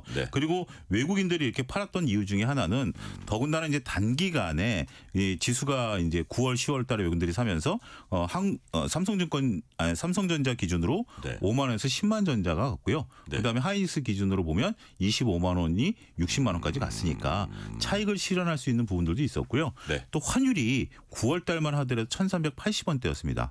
그랬던 것이 석 달 사이에 1,470원까지 가니까 환차손을 우려한 외국인들의 매도까지 같이 나타났다라고 봐야 되겠습니다. 여러 요인들이 아주 복합적으로 작용을 했다는 말씀이시고요. 자, 앞서 우리가 해외 투자 급증, 해외 투자 증가가 환율에 끼친 영향 좀 잠시 얘기를 했는데 그렇다면 이건 어때요? 우리 국민들의 해외 투자가 환율에 미친 영향이 있을 거고 외국인들의 국내 증시 투자가 환율에 미치는 영향도 있을 텐데 어느 쪽이 더 큽니까? 요거는 뭐 저도 자료를 좀 해보니까 우리 이제 국내 투자자분들이 해외에 나가기 시작한 게 얼마 안 되거든요. 코로나 이후부터 나가기 시작하다 보니까 요거는 자료가 뭐 명확하지는 않습니다. 생각보다는 얼마 안 됐군요. 그렇죠. 왜냐하면 우리가 이제 코로나가 터지면서 소위 동학개미 운동이 벌어졌고 그러면서 2022년부터 서학개미 운동이 벌어졌고 그때부터 증권사들이 이런 서비스를 실시하기 시작했거든요. 그런데 저는 이 부분에 대해서 제 개인적인 생각은 그렇습니다. 그러니까 누가 비교 우위에 있냐라기보다는 어떤 것들이 단기간에 자금이 움직이느냐에 따른 충격이 있을 뿐이다. 네. 이번에 우리가 서학개미를 정부에서 그래도 콕 집을 수 있었던 이유 중에 하나가 최근에 갑자기 이제 돈이 좀 빠져나가다 보니까 이런 요소로 작용할 수 있었다는 거고요. 급증. 예. 하지만 제가 볼 때는 전체적인 큰 영향은 아무래도 외국인들의 자금. 우리가 이제 여기서 외국인들의 국내 투자에 미치는 영향이 더 크다라고 볼 수 있는 이유 중에 하나가 정부가 MSCI라는 선진국 지수에 편입을 시키려고 하거든요. 네네. MSCI 선진국 지수에 들어가면 우리는 지금까지 신흥국 지수입니다. 네. 일본은 선진국 지수고요. 그러면 거기서 운용하는 자금이 몇 배가 더 큽니다. 그러면 외국인들 자금이 물밀듯이 국내에 들어올 수도 있겠죠. 그러면 우리 서학개미랑 비교도 안 됩니다. 그렇기 때문에 MSCI 지수에 들어가려는 노력들을 보게 된다면 역시 외국인들의 글로벌 자금 영향력이 더 클 수도 있지 않을까 말씀드릴 수 있겠습니다. 네. 우리가 이제 연말 증시가 어떨지 연말 연시 증시가 어떨지 이것도 이제 한번 궁금한 분들 많을 텐데 일단 산타랠리란 말은 미국 증시에서 이제 원래 나온 말인데 산타랠리가 뭡니까? 이제 미국 같은 경우는 이제 크리스마스 시즌이 있죠. 네. 그러다 보니까 이제 크리스마스에 이제 서로 간에 선물을 주고받는 풍토가 있고 소비가 늘어나네요. 예, 가족들이 네. 모이고 블랙 프라이데이 뭐 이런 걸 해가지고 결과적으로 소비가 늘어나다 보니까 이제 소비주들의 이제 이익이 개선이 되는 거고요. 소비주들의 이익이 개선되다 보니까 전체적으로 이제 그 관련 주가 이제 주식들이 올라간다라고 말씀드릴 수가 있겠죠. 그런 것들이 미국에서 이제 산타랠리의 어원이 발생된 요소가 아니겠나 싶습니다. 그래요. 자, 그렇다면 우리 증시 지금 보면 코스피 4천 시대를 연 뒤에 등락을 이제 거듭하고 있는데 예. 지금까지 뭐 일반적으로 볼 수 있었던 연말에 우리 증시의 모습은 어땠는지 예. 또 이번에는 어떤 모습이 펼쳐질 걸로 보시는지 함께 좀 얘기해 주세요. 우리가 이제 산타랠리라는 용어가 있고요. 그다음에 1월 효과라는 용어가 있습니다. 네. 그래서 산타랠리가 있었을 때는 1월 효과가 없었고요. 예. 산타랠리가 없었을 때는 상대적으로 1월 효과가 있었습니다. 1월 달에 이제 주가가 올라가는 건데요. 네. 근데 이 두 개가 다 특징적인 게 뭐냐면 고전 가을에 주가가 올랐었느냐 여부가 또 중요합니다. 아, 그래요. 가을에 주가가 안 올랐으면 산타랠리가 생기던 1월 효과가 생길 가능성이 높고요. 우리는 올랐잖아요. 근데 이번에 올랐기 때문에 예. 그런데 이제 셈법이 근데 과거의 사례를 놓고 보면 이번처럼 올랐을 경우에는 그런 두 경우가 나타날 확률이 좀 낮았었어요. 그런데 올해는 좀 다를 가능성이 있습니다. 아, 그래요? 예, 9월, 10월 달에 주가가 올랐고 11월에 급격히 조정을 받았었기 때문에 네. 지금 이제 연말에 배당이 많이 늘어날 걸로 보거든요. 우리나라 앞서도 이제 수출이 2% 정도 늘어났다라고 3분기에만 말씀을 드렸는데 수출로 통한 우리가 소위 말해서 반도체, 네. 방산, 조선 그다음에 전력 인프라 이런 쪽들의 기업들의 이익이 어마무시하게 났습니다. 그러다 보니까 이제 배당을 많이 줄 걸로 보고 정부가 또 이번에 배당 분리과세를 내년부터 시행하기 위해서 네. 올해부터 일부 기업들이 거기에 키 맞추기를 해야 되거든요. 그렇죠. 그러니까 이제 배당이 늘어날 가능성이 있으니까 배당 투자에 따른 산타랠리가 있을 것으로 보고요.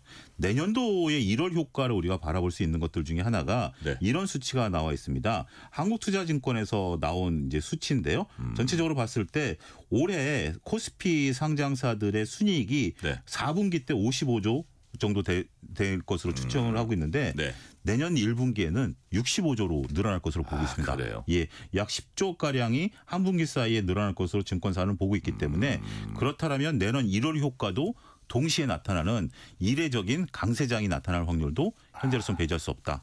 이렇게 말씀드릴 수 있겠습니다. 자, 그래서 이제 연말 증시 얘기에서 살짝 벗어나서 다시 예. 증시 얘기로 돌아올 예. 겁니다. 근데 제가 최근에 이제 바람도 쐬 이렇게 오랜만에 아울렛을 한번 가봤는데 네. 왜 갔냐? 뭐 블랙 프라이데이 이 미국에서 블랙 프라이데이 하는 품목들을 한국의 아울렛에서도 한다 이러고 막 광고를 하더라고요. 그래서 네, 예. 정말 싸게 건질 수 있나 그러고 가봤더니 예. 좀 또 기자를 오래 했으니까 네. 좀 분위기를 살펴봤거든요. 네. 지갑을 여는 사람들이 별로 없고 네. 그게 이제 주말이었는데 네. 사람도 별로 없고 네, 그렇습니다. 소비가 이렇게 위축이 돼 있습니까 지금? 저도 얼마 전에 네. 결혼식장에 있어서 갔다가 네. 차를 아울렛 세우고 네. 결혼식장 근처에 결혼식장 갔고 구경을 좀 해봤거든요. 네. 정말 사람들이 좀 없으시더라고요. 없기도 하고 보니까 그냥 가서 커피점 가서 커피나 한 잔 먹고 뭐 이러고 예, 있더라고요. 이게 몇 가지 요소가 있겠는데요. 우리가 네. 이제 오프라인 매장에 대한 선호도들이 많이 떨어졌고요. 온라인 이제 소비로 이제 많이 늘어났고 그런 면은 있겠네요. 예, 네. 그런 면도 있는데 또 소비의 양극화. 우리가 네. 아울렛 매장보다는 지금 지금 여의도에 있는 모 백화점 같은 경우 네. 얼마 전부터 차들이 또 밤에 줄을 서더라고요. 네. 그리고 소비의 양극화. 글씨가 3글자입니다. 예. 네, 그리고 이제 우리가 또 이제 전체적으로 놓고 보면 그런 소비는 상당히 안 늘어났는데 우리 해외에서 국내로 들어오시는 분들의 숫자가 많이 늘었습니다. 네네. 오늘 발표된 수치가 공교롭게 오늘 발표가 됐는데요. 코로나 이전에 우리 이제 그 해외에서 우리나라 들어오는 월 160만 명이 들어오셨었는데 코로나 이전에 코로나 때 이제 막혔죠. 지금 다시 180만 명으로 코로나 이전을 회복을 했습니다. 이 수치가 더 놀라운 것은 당시에 우리가 60만을 찍었을 때 중국 관광객들이 한 80만 명 정도였는데 지금 50만 명이랍니다. 그러니까 지금 한일령 때문에 중국 관광객들이 들어오는 거 감안 안 하고 중국 관광객들이 줄었는데 다른 나라 분들이 늘으면서 그와 관련된 소비가 어마무시하게 늘어나면서 주가 역시 관련주들의 주가도 굉장히 많이 오르고 있거든요. 그렇군요. 그러니까 과거처럼 경기가 좋아지면 모든 소비가 좋아지는 게 아니라 섹터별로 소비가 단락적으로 이렇게 끊어지면서 이루어지는 것도 최근에 나타난 현상이 아닌가 싶습니다. 그러니까요. 소비도 섹터적으로 다르게 보여진다. 이런 말씀이시고. 자, 우리가 이제 한국 증시, 미국 증시 영향 많이 받습니다. 참 제가 하려던 질문하기 전에 우리 대한민국 증시에 영향을 끼치는 것들을 뭐 순위별로 하면은 어떤 게 가장 많은 영향을 끼칩니까? 아무래도 이제 해외 쪽 파트가 좀 큰데요. 처음에 이제 많은 이제 국내 투자자분들이 눈을 뜨시면 하는 게 있습니다. 뉴욕 증시가 올랐나 떨어졌나를 먼저 확인을 합니다. 그러면서 이제 그날 하루의 심리를 결정하게 되거든요. 투심을 이제 결정하는 게 첫 번째 요소고요. 미국 증시가 참 중요하다. 예, 미국 증시가 중요하고요. 두 번째는 외국인들의 주식 매매에 따른 수급입니다. 최근에 이제 앞서도 잠깐 우리가 언급했다시피 9월, 10월 달에 25조 외국인들이 들어오면서 주가가 올라갔고 최근에 외국인들이 빠지면서 주가가 빠진 거 아니겠습니까? 외국인들 수급이 상당히 이제 중요한 부분들이 그러니까 있고 어떤 조정의 심리가 항상 있는 거죠. 것들이고요. 그다음에 이제 결국은 모든 주식은 기업의 실적에 기반하는 거고 기업의 실적은 경제 성장률이기 때문에 그런 각종 데이터들, 경제 데이터들이 주식시장에 미치는 영향들이 세 번째 정도는 되지 않을까 그렇게 말씀드릴 수 있겠습니다. 네. 이제 12월 9일로 미국 FOMC 연방공개시장위원회 이제 회의 예정돼 있다고 하는데 그거는 상당히 팽팽하다는 아까 말씀해 주셨나요? 아니요. 요거는 이제 우리나라 같은 경우는 3대 3인데요. 3대 3인데 미국 같은 경우는 이게 상당히 좀 드라마틱하다라고 말씀드릴 수 있겠습니다. 어때요? 우리가 지난달만 하더라도 미국이 금리를 인하할 확률이 한 70%였다가 지난달 말에만 하더라도 미국이 금리 인하를 하지 않을 가능성이 한 50% 정도였다가 지금은 다시 미국이 금리 인하할 가능성이 한 70%가 됐습니다. 그러니까 그런 전망들이 잘 맞더라고요, 실제로. 아무래도 이제 뭐 패드워치라 그래서 이것만 직접적으로 분석하시는 분들이 있기 때문에 이번에 금리 인하를 할 것으로 보여지고 있고 파월 의장이 이번에 마지막 금리 결정입니다. 그렇기 때문에 그 이후에 이제 뭐 연준의 어떤 거치라든지 아니면 트럼프 관세 정책이 미국 실물 경제에 미치는 영향이라든지 이러한 내용들에 대한 가이던스를 어떻게 제시할 것인지 이런 것들이 나오는 기자회견도 매우 중요하다라고 말씀드리겠습니다. 네. 그리고 이제 연방공개시장위원회 기준금리 결정에 의해서 보니까 현지 시각 12월 19일에 미국 선물 옵션 동시 만기일이다 이렇게 돼 있더라고요. 그러니까 이것도 되게 중요한 어떤 모멘텀 같은데 이걸 포함해서 우리 투자자들 뭐 특히 서학개미들 좀 미국 시장에 주목하면 연말에 어떤 것들을 지금 이렇게 좀 쳐다보고 있으면 됩니까? 이제 미국하고 국내가 이제 확연히 좀 다른데요. 미국 같은 경우는 지금 이제 말씀하신 파생 상품 만기일 이후에 금리 인하랑 맞물리면서 과연 기술주들이 어떻게 움직이느냐 여부를 좀 살펴야 될 것으로 보여지고 있고요. 국내 투자자들 입장에서는 연말에 이제 배당과 관련된 외국인들의 수급이 어떻게 들어오느냐 이 부분도 외국인들 입장에서는 굳이 배당을 무위험 수익인데 굳이 안 취할 수는 없겠죠. 그런 부분들이 있기 때문에 더군다나 지금 만약에 환율 상태에서 들어오면 환차 이익을 보는 거니까 환율이 떨어지게 되면 그런 부분들까지 보면서 국내와 미국이 각각 다른 포인트가 있다 이렇게 말씀드리겠습니다. 국내와 미국이 우리가 관찰해야 할 다른 포인트가 있다. 요거까지 꼼꼼히 살펴보시면서 뭐 투자를 하시든지 하면 더 좋겠다. 이런 말씀이시네요. 예, 그렇습니다. 네, 오늘 말씀은 여기까지 듣겠습니다. 지금까지 차영주 와이스 경제연구소 소장이었습니다. 차영주 소장님 오늘 말씀 감사합니다. 감사합니다. 편지 왔습니다. 퇴근길 지친 당신에게 힘이 되는 뉴스를 전해드립니다. 매일 저녁 당신과 함께 읽는 세상 이야기. KBS 1라디오 뉴스레터 K.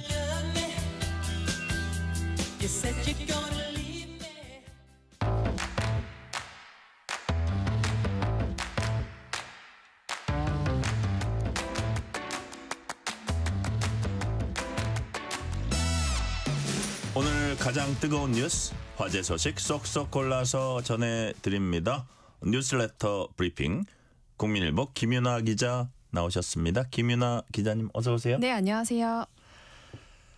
자, 우리 국내적인 가장 큰 현안 중에 하나, 일반 개개인 입장에서 보면요, 쿠팡에서 대규모 개인정보 유출되는 사고 발생을 했죠. 근데 이용자 대부분이 이탈하지 않고 계속 쿠팡을 이용하고 있어요? 네, 숫자로 보면 네. 그렇습니다. 그러니까 이번 사고 보면은 고객의 기본 정보뿐만 아니라 뭐 어떤 상품을 최근에 주문을 했는지, 뭐 최근 15건에 대한 정보도 나오고요. 네. 또 현관은 어떻게 출입하는지 이런 민감한 정보들까지 유출이 되다 보니까 네. 사실 이게 쿠팡 입장에서는 초대형 악재거든요. 네네. 근데 보통 이런 악재가 터지면 소비자들이 반발을 해서 집단으로 탈퇴를 하는 게 일반적입니다. 그러니까요. 그래서 초반에는 쿠팡을 탈퇴한다라는 말을 줄여서 탈팡이라는 말까지 예, 나왔었는데요.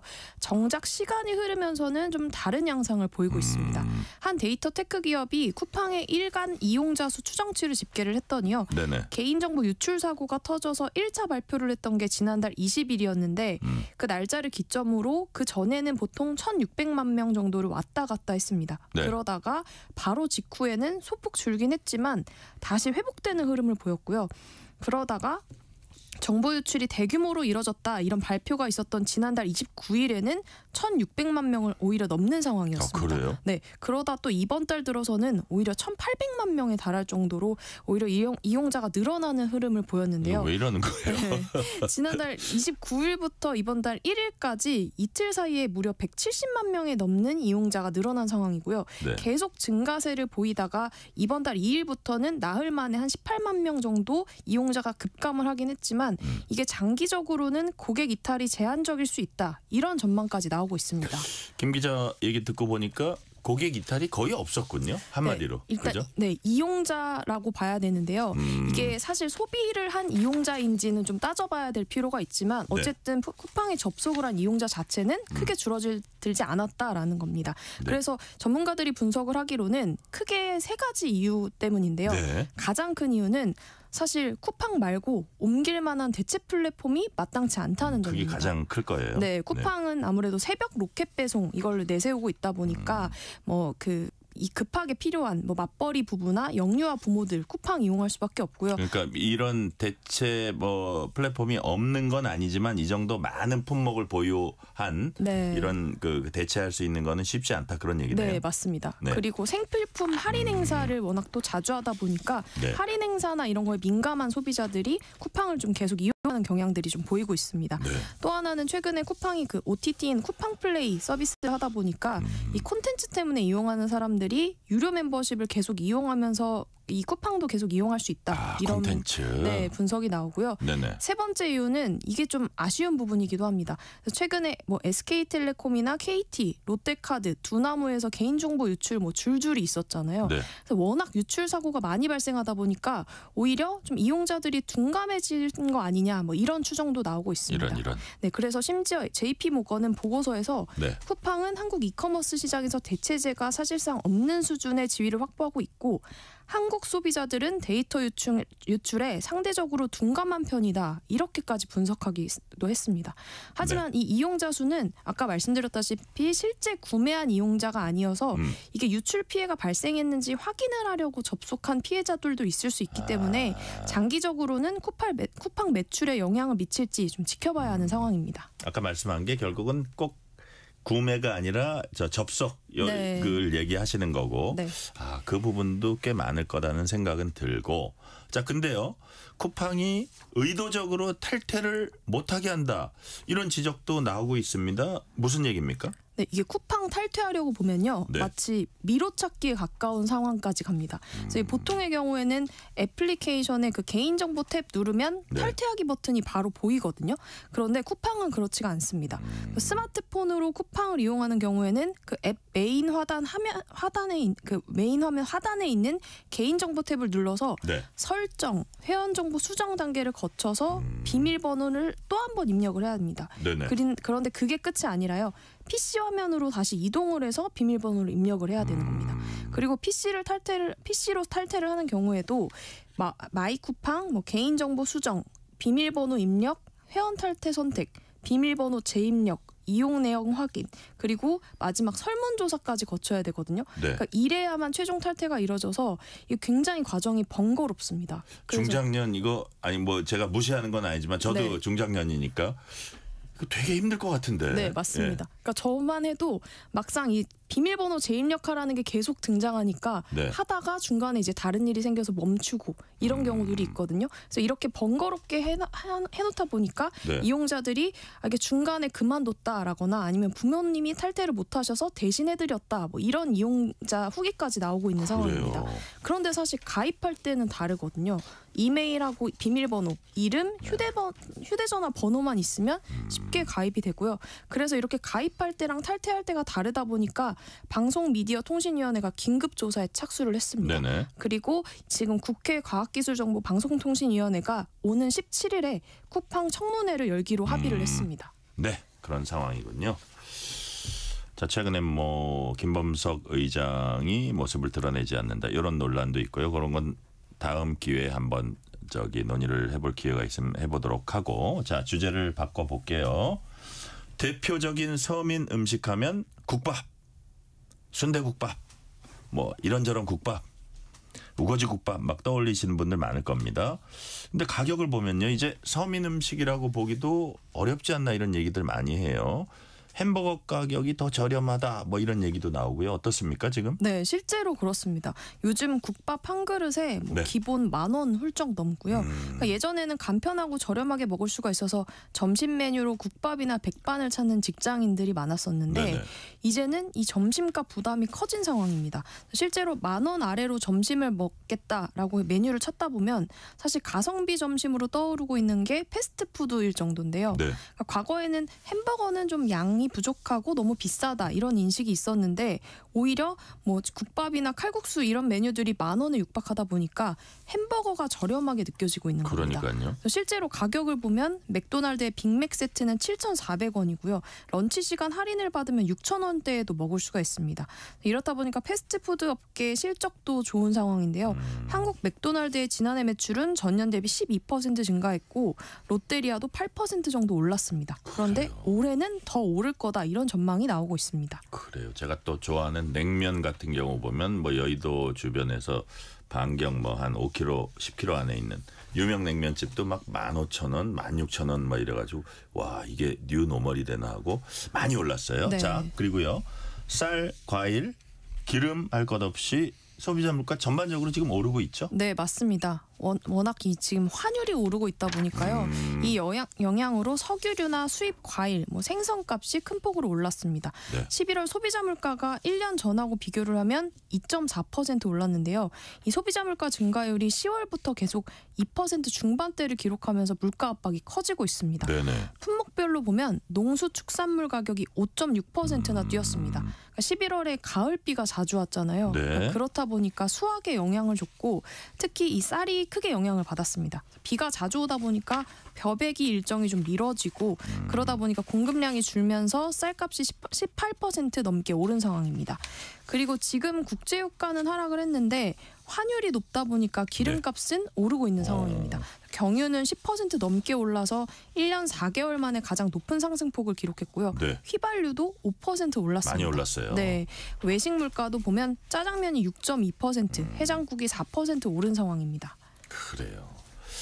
자, 주제를 한 번 더 바꿔봅니다. 자녀를 양육하지 않다가 사망한 자녀의 유족연금 받으러 부모가 나타난 경우들 이게 있습니다. 유명한 사례도 있고요. 이제 이런 경우엔 유족연금을 받지 못한다고 해요? 네, 국회에서 국민연금법 개정안이 통과를 했습니다. 개정안의 핵심은 네. 미성년 자녀에 대해서 부양 의무를 다하지 않으면 자녀가 사망을 했을 때 국민연금에서 지급을 하는 각종 유족급여를 받을 수 없다라는 점입니다. 배드 파더, 배드 마더, 꼼짝마? 네, 맞습니다. 네. 그동안은 부모가 양육을 했는지 뭐 이 여부랑 상관없이 법률상 상속권이 유지되는 경우가 많았거든요. 그렇죠, 그렇죠. 그래서 연락을 끊고 지내다가 자녀가 남긴 연금 챙기려고 갑자기 부모라면서 나타나는 경우들 많았습니다. 그러니까요. 네, 그 비슷한 내용으로 구하라법 기억하실 텐데요. 예. 가수 구하라 씨가 사망한 뒤에 친모가 나타나서 구 씨가 남긴 재산을 요구를 했는데 이렇게 양육 의무를 다하지 않았다거나 아니면 뭐 자녀를 학대했다든지 이랬는데도 부모라는 이유로 상속을 받는 건 부당하다 뭐 이런 여론이 컸었거든요. 그래서 내년 1월부터는 이 상속권을 제한하는 내용의 민법 개정안이 시행이 되고요. 네. 그래서 국민연금도 여기에 발맞춰서 실제로 고인을 돌본 유족의 권리를 보호한다 이런 취지로 유족연금을 제한적으로 지급한다라는 겁니다. 그렇군요. 자, 마지막 질문 드릴게요. 샌드위치 프랜차이즈 서브웨이가 사은품으로 접시를 제공했습니다. 자, 사은품 제공까지는 좋았는데 여기서 기준치 초과한 중금속이 검출이 됐다고 해요. 네, 접시는 이게 어떤 모양이냐면요. 하얀색 바탕에 붉은색 랍스터 캐릭터가 그려져 있는 제품입니다.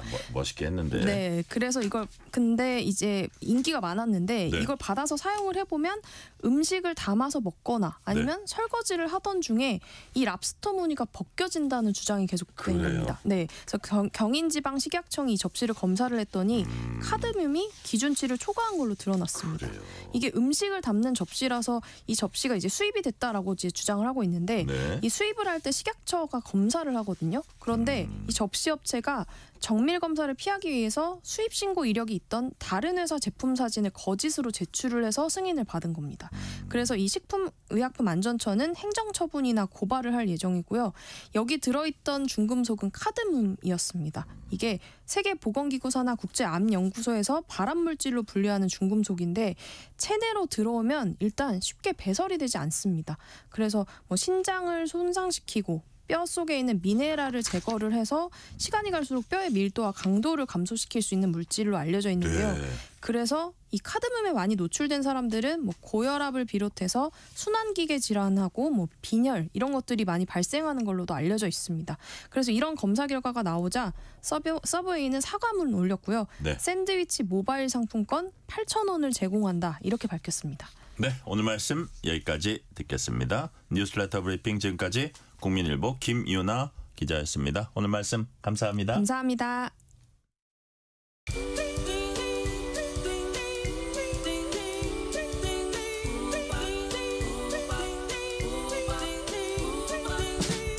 오늘 하루 뉴스를 정리해주는 다정한 편지 한 통. KBS 1라디오 뉴스레터 K.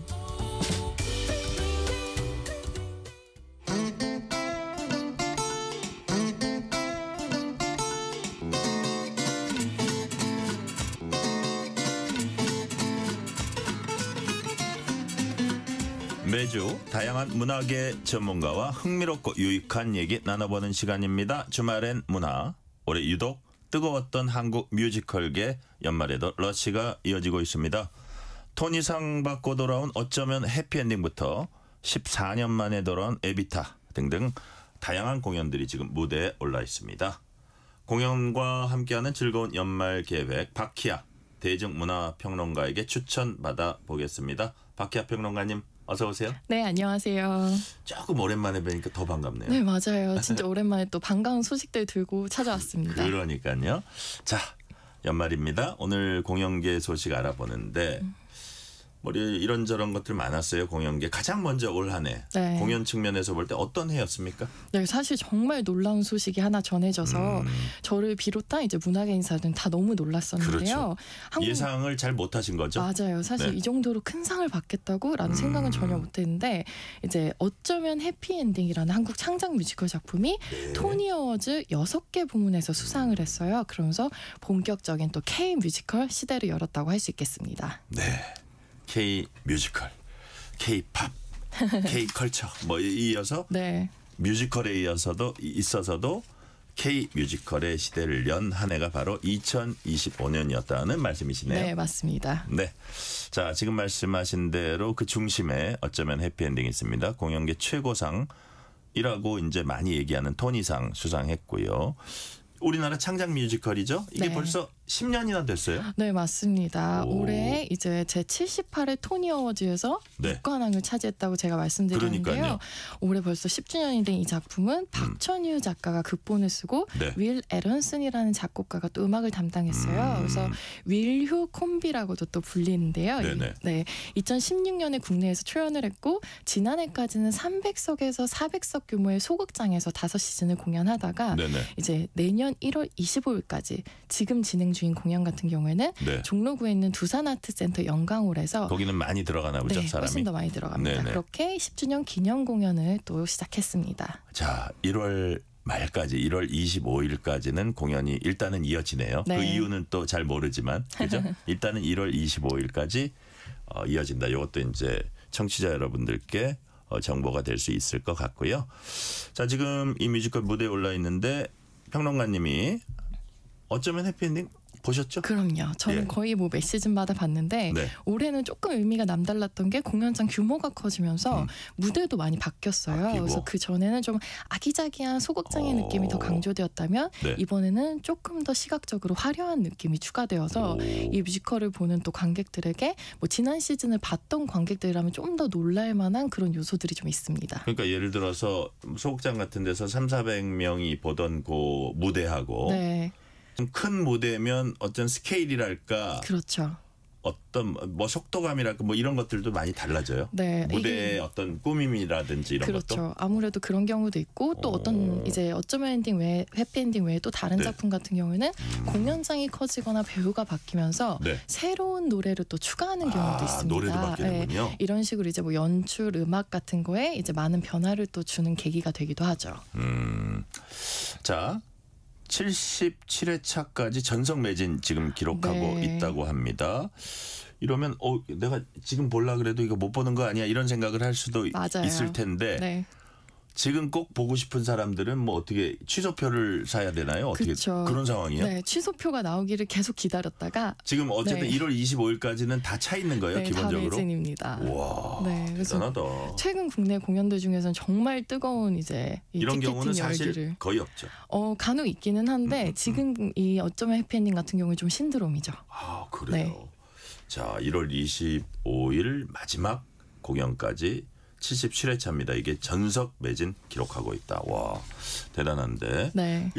다음 공연이 예정된 건 지금으로서는 아직은 없죠. 네, 근데 또 1월 말에 서울 공연이 끝나고 나서 2월부터 부산을 시작으로 10개 넘는 도시에 또 투어를 계획하고 있습니다. 계획이 돼 있군요. 네, 그래서 마지막 공연 장소는 또 제주도가 될 예정이라고 하니까요. 그거는 언제쯤? 네. 아무래도 그쪽으로 이제 겨울에서 쭉 넘어가겠죠. 겨울에서 봄으로 넘어가겠죠. 네, 그러면 이제 여기 가서 또 보실 수 있는 분들은 또 체크해 보시는 것도 좋을 것 같아요. 제주도 관광도 하고 그다음에 공연도 보고. 네. 좋네요. 이게 생각만 해도 좋겠다. 그리고 한번 웃음을 짓고요. 자. 방송 들어오기 전에 예매 사이트에서 이제 네. 공연 순위를 언뜻 봤는데 1등에 이 작품이 올라와 있어요. 데스노트. 네, 맞습니다. 이게 이제 만화 원작으로 한 뮤지컬이죠? 네, 맞습니다. 이 데스노트가 네. 이름을 노트에 적어 넣으면 사람을 죽일 수 있는 게 바로 이 노트인데요. 무서워. 네, 이 노트를 손에 쥔 고등학생이 있어요. 이 네네. 고등학생이 범죄자들의 이름을 여기다가 써서 처단하기 시작을 합니다. 그래서 이 고등학생의 이름은 키라, 그러니까 킬러의 일본식 표현이고요. 그래서 이 글을 추적하는 또 천재 탐정이 네. 나와서 그들의 두뇌 싸움이 펼쳐지는 아주 흥미진진한 작품이죠. 그래요. 자, 지금 잠깐 좀 설명을 해 주셨는데 만화가 워낙 유명한 겁니다. 이게 설정 스토리 자체는 이제 많이들 아실 텐데 이거를 공연으로 보는 재미가 좀 색다를 것 같아요. 네, 아무래도 이제 물론 이제 종이 속에서 움직이는 주인공들을 봤을 때도 또 네. 상상력을 발휘해서 재밌는 그렇죠. 여지가 있지만 그렇죠. 또 직접 배우들이 연기하는 이 주인공들을 봤을 때 좀 그 생생함 같은 게 또 자기 신이 알던 대사 같은 게 또 무대에서 구현되었을 때 또 짜릿함 같은 게 있을 거거든요. 네네. 그래서 그런 부분 또 염두에 두시면은 공연도 한번 봐야겠다라는 생각을 하게 되실 것 같아요. 네. 자, 많은 분들이 이제 영화로 보셨을 겁니다. 물랑 루즈. 지금 이것도 이제 뮤지컬이 공연 중이라는 거잖아요. 네. 자, 이거는 어떤 작품이에요? 그리고 보셨으면 좀 평까지 해주세요. 네, 아주 붉은 빛이 가득한 매혹적인 무대에 네. 풍차나 캉캉 뭐 이런 이제 네, 정말 말씀드린 것처럼 이제 매혹적이고 이제 그런 이미지들이 좀 풍차가 떠오르죠. 돌아가고 캉캉 춤을 추고. 네, 맞아요. 그래서 이게 쇼뮤지컬 장르인데요. 쇼뮤지컬이라는 게 일반 뮤지컬 대비로 화려한 무대 그리고 안무를 통한 이제 풍성한 볼거리에 중점을 둔 작품이에요. 그래요. 그리고 워낙 이제 연말 뮤지컬로 이제 잘 언급된 작품들이 많은데 너무나 잘 알고 계시는 이제 시카고, 네. 브로드웨이 42번가 같은 네. 작품들이 이제 쇼뮤지컬의 그렇죠. 대가들이죠. 네네. 그래서 이번에 물랑루즈도 영화 속에 있는 화려함을 무대에 아주 고스란히 옮겼다고 합니다. 그래서 이제 말씀드린 대형 풍차 그리고 거대한 코끼리가 이제 무대 양옆에 우뚝 서 있는데 이런 소품들의 경우에는 호주에 있는 제작소에서 5개월간의 제작 기간을 거쳤을 정도로 굉장히 네. 공을 들인 작품들이라고 해요. 그래요. 자, 우리가 이제 영화로 만나던 배우 박정민 씨 있습니다. 최근에 청룡 영화상에서 화사 씨와 이제 함께한 무대가 이제 화제가 됐어요. 네. 이번에 영화가 아니라 뮤지컬 무대에 선다고 해요. 어떤 겁니까? 네, 라이프 오브 파이라는 작품인데요. 내년 3월 2일까지 이제 서울 강남 GS 아트센터에서 공연이 예정돼 있거든요. 그 영화 겁나게 재밌게 본 영화예요. 저도 너무너무 사랑하는 영화 중에 인도계 하나예요. 그 어린이가 맞아요. 바다에 계속 네. 그죠? 그렇죠. 호랑이하고 이야, 이제 표류하게 된 호랑이하고 살고. 얘기죠. 예, 예. 네. 그래서 2002년에 맨부커상을 받은 얀 마텔의 파이 이야기가 또 원작이고요. 그래요. 네, 그래서 말씀하신 그 이한 감독의 2012년에 나왔던 영화에 네. 이어서 이제 2019년 영국 셰필드에서 초연되면서 이 무대 연극으로 또 태어났습니다. 네. 그래서 2021년에 웨스트엔드에 올라간 공연이 또 올리비에상과 토니상을 휩쓸었었고요. 이 공연은 또 미국, 호주 등 세계 투어를 하고 있는데 다른 나라의 언어로 그 나라의 배우가 공연하는 거는 또 한국이 처음이라고 해요. 네. 네, 이 부분이 좀 놀라운 부분이죠. 근데 이 작품이 조금 특이한 점이 하나 있는데 티켓 예매 사이트에서는 그리고 저희도 이제 뮤지컬로 소개를 하긴 했는데 노래가 하나도 안 나옵니다. 뮤지컬이 노래가 안 네, 나와요? 맞아요. 그래도 뮤지컬 맞아요? 그러니까 이게 웨스트엔드 초연에서는 연극으로 또 분류를 했었어요. 네. 근데 이제 국내 공연을 준비한 창작진 그리고 제작자는 라이브 온 스테이지라는 또 새로운 장르를 또 들고 나왔습니다. 라이브 온 스테이지. 근데 네. 어쨌든 노래 없는 뮤지컬? 그렇죠. 그러니까 사실은 뮤지컬이라는 이름은 조금 어려운 이름이고, 네, 연극에 사실 가깝지 않을까 저는 또 그런 생각을 그래도 하는데. 본인들이 뮤지컬이라고 지금 하고 있는 거잖아요. 그렇죠. 뭔가 어떤 장르로도 좀 규정짓지 않고 네. 라이브 온 스테이지라는 새로운 이제 어떤 분파를 만들겠다는 좀 열정 같은 게 느껴져요. 반면에요. 대사는 없이 네. 노래만으로 이어진 뮤지컬도 있다고 합니다. 이거를 song through. song이 보니까 성이 뭐지 하고 제가 쭉 찾아보니까 sing, sang, song 할 때 맞습니다. 노래하다 노래했다 뭐 네. sing, sang, song 할 때 song through.